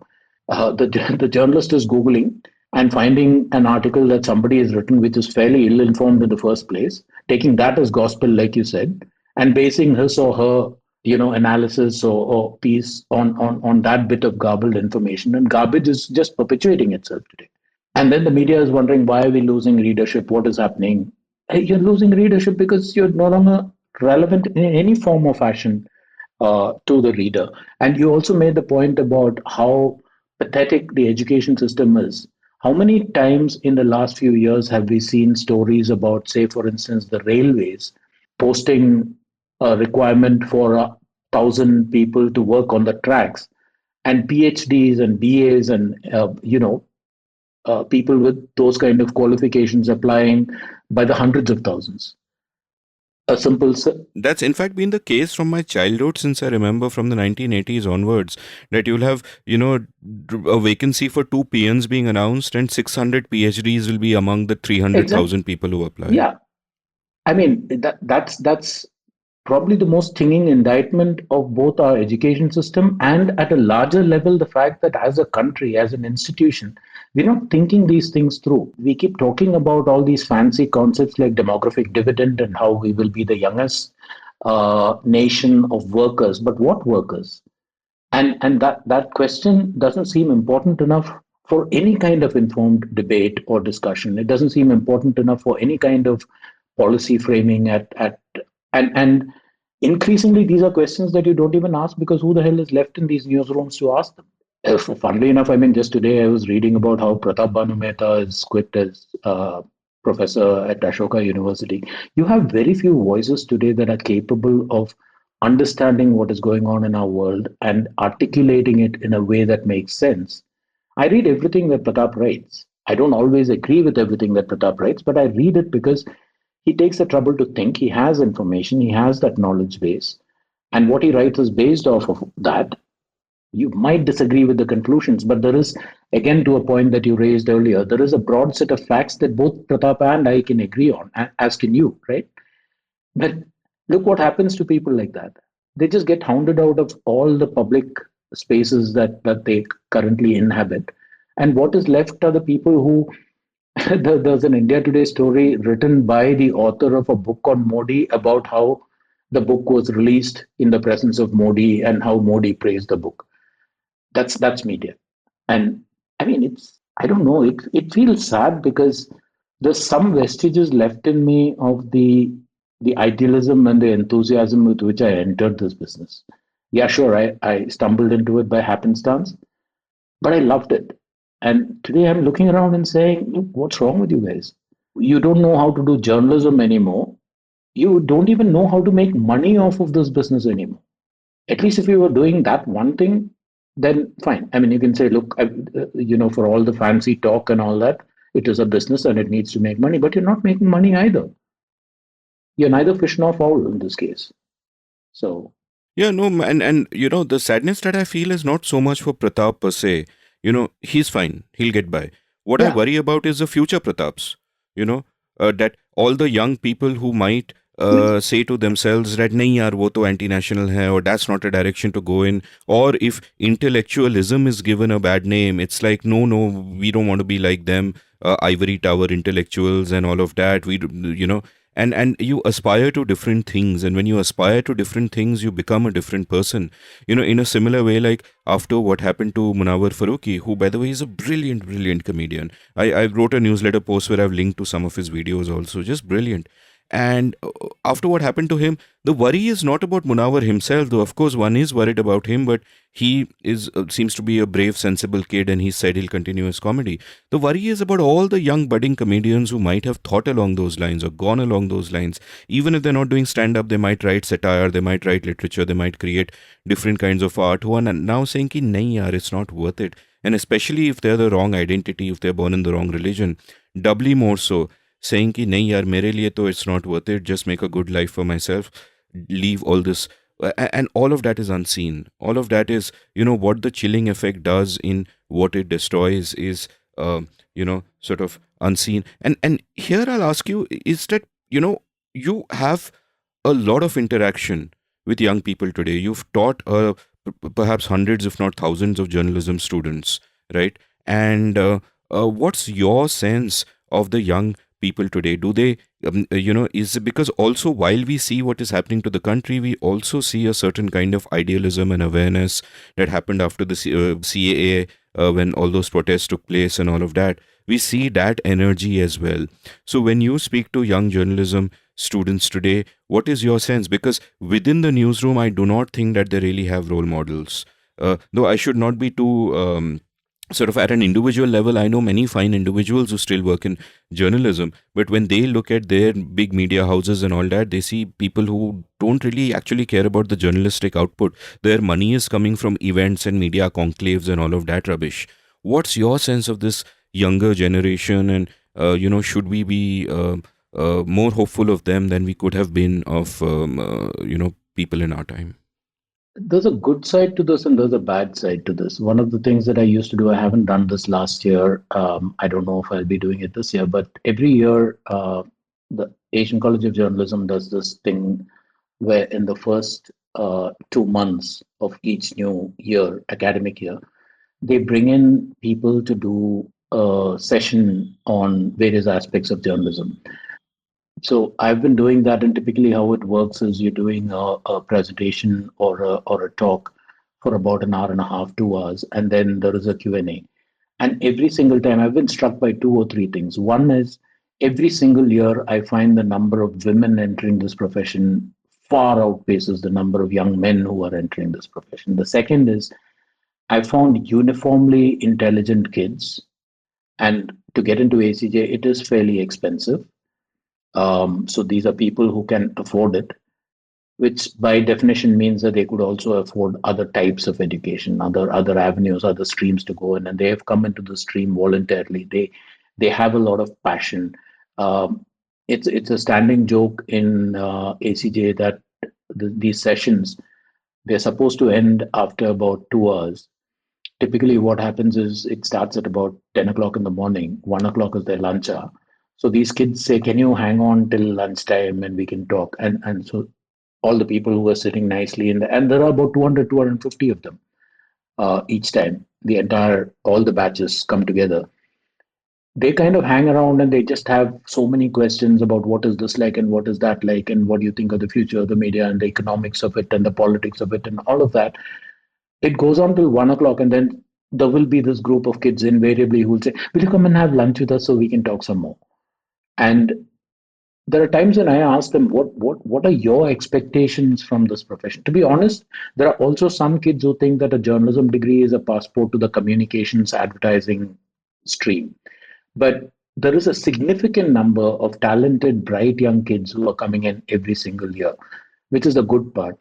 And they seem to have that same idealism that sparked previous generations. They think that they can change the world. They think that journalism is a profession that is worth being part of. That, I hate to use this word, but in some way it is noble, for want of a better word.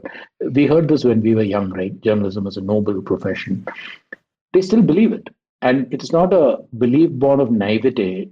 They're clear eyed about what is happening in the media business today, but they still believe that it will not be the same tomorrow. And then there is, because one of the things that happens is I give my email to whoever asks for it.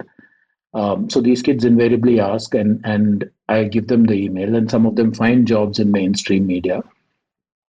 And then there are these increasingly puzzled questions. One kid actually wrote in and said, "In your time, was it easy for you to go up to the editor and ask for comment on what you had just done? Because I'm not getting any feedback at all." And that speaks to what you were talking about. There are good journalists still in the newsrooms around the country, but that old habit of mentorship, and you've been in both those places, right? When you joined Cricinfo, you had a Sambit to mentor you, but you also mentored newcomers in your own turn, the other kids who subsequently joined, like Sidvi and people that mentorship is gone. So there is a growing disenchantment once you actually get into the profession, and there is no countervailing positive to it.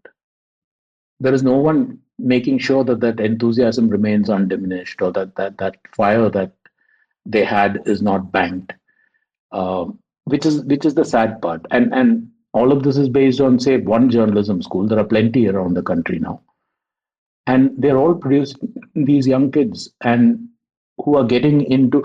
I remember in Delhi, for instance, there was a particular journalist from a website who was part of that workshop.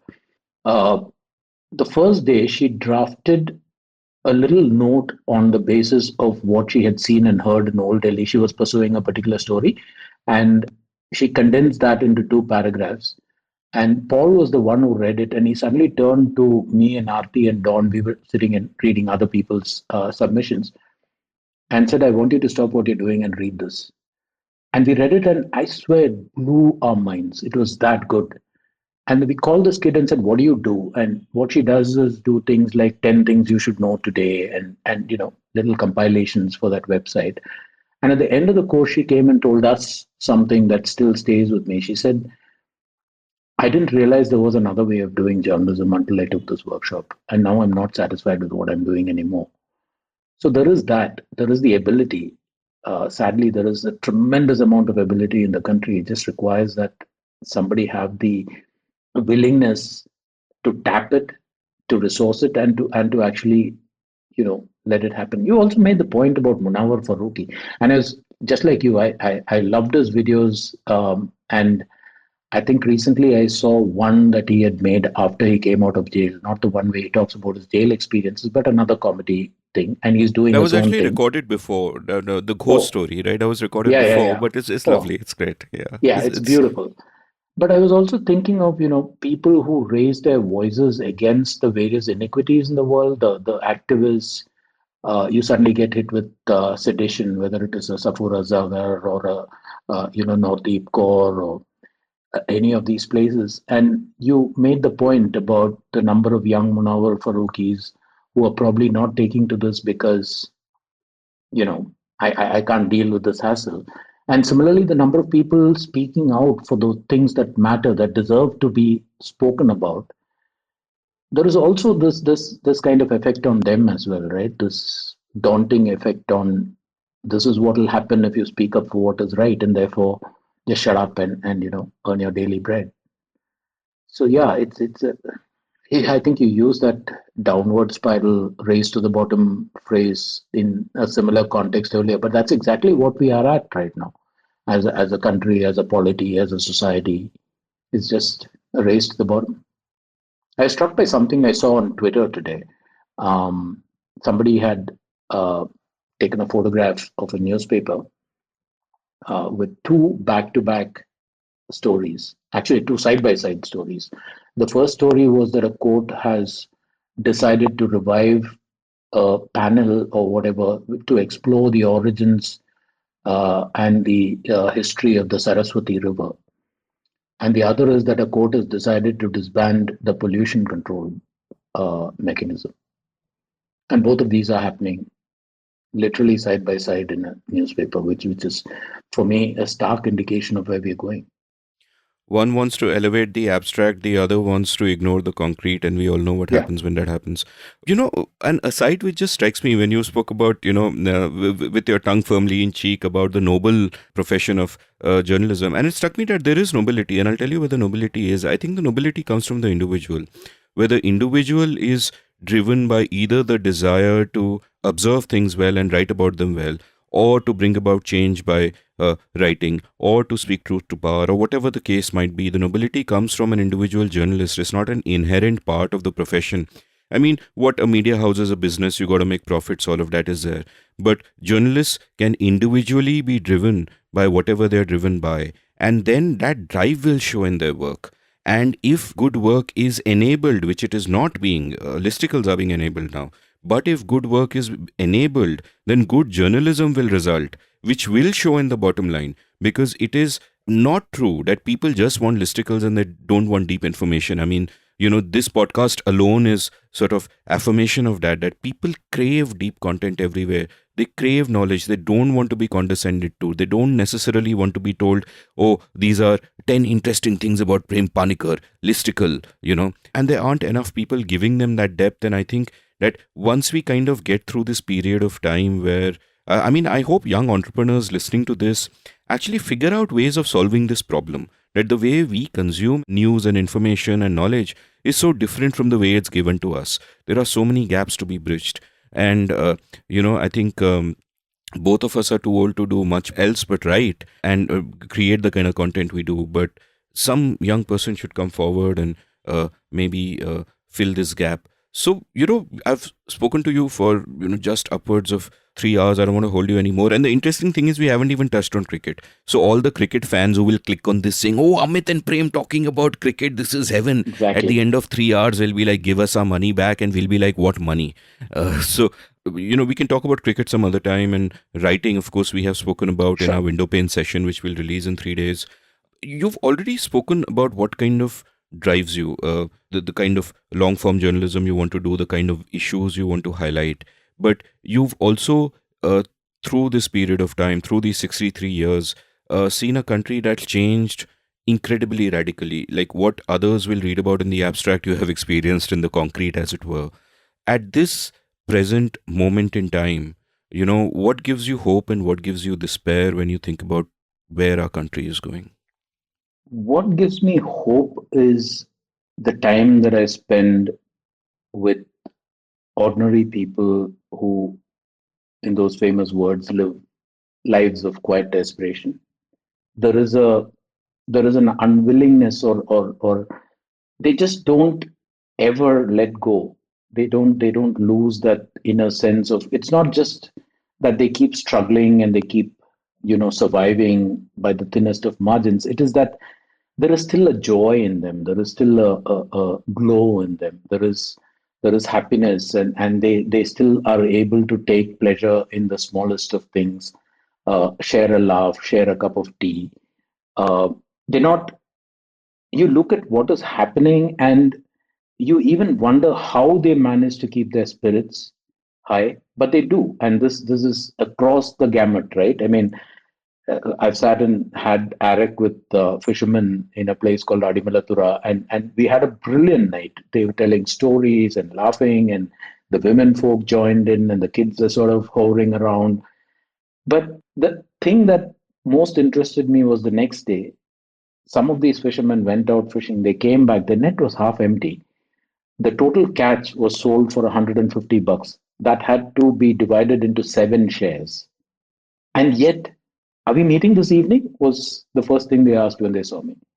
That gives me some kind of hope that the people haven't given up, that the people still have it in them to not just somehow survive, but in their own fashion, in our own fashion, to to still smile against the odds and to still survive. And what gives me despair is that with this wealth, this human wealth that we have, we are burdened by people who purport to govern us. And I'm not talking just at the central level, I'm talking right across the country at every possible level, the politicians, the bureaucrats, the heads of institutions, etc., who do not realize this wealth and who do not realize that tapping into it is the single uh, biggest way to sort of lift everyone up. That they are busy playing politics with no defined goal in sight. I mean, you have a party that continuously subverts election results and takes power. I would understand that if having once got power, they have an agenda to do something, but that has been completely missing. So, on the one hand, you have people who are surviving despite the system, and on the other hand, you have a system that seems completely oblivious to this. And right there, you have both extremes of the spectrum, right? You have hope and you have despair. Very moving words. Prem, thank you so much for your wisdom. It's a privilege to have you on the show, but more than that, it's a joy to be able to have such a conversation with you. And I hope we can do this maybe once every 6 months, just get together on the show and just gab about stuff. So, thanks a lot for coming and all the best with your upcoming projects. Thanks, Amit. I mean, more than coming on the show, which I absolutely love doing, I actually wish that we could go back to that time when we used to hang around in each other's homes. Because I mean, it's not just that it was a bunch of friends hanging around, right? So many things would be talked about, and it was enriching. And I seriously miss that. Maybe one of these days you can think of expanding the podcast into a sort of reunion thing with multiple people or whatever. I don't know what the answer is, but yeah. That's actually a good idea. But yeah, man, let this bloody time get over, and I'll come and I'll hang out in your home for so long that you'll have to kick me out. See you, That's Prem. fine. Thanks, We have man. a guest room. See you. Take care. If you enjoyed listening to this episode, do check out the show notes, which has links to much of what we discussed. My window pane session with Prem, where he talks much more about writing, will be released later this week on YouTube. You can follow Prem on Twitter at Prem Panicker. You can follow me at Amit Varma, AmitVarma. You can browse past episodes of The Scene and the Unseen at sceneunseen.in. Thank you for listening.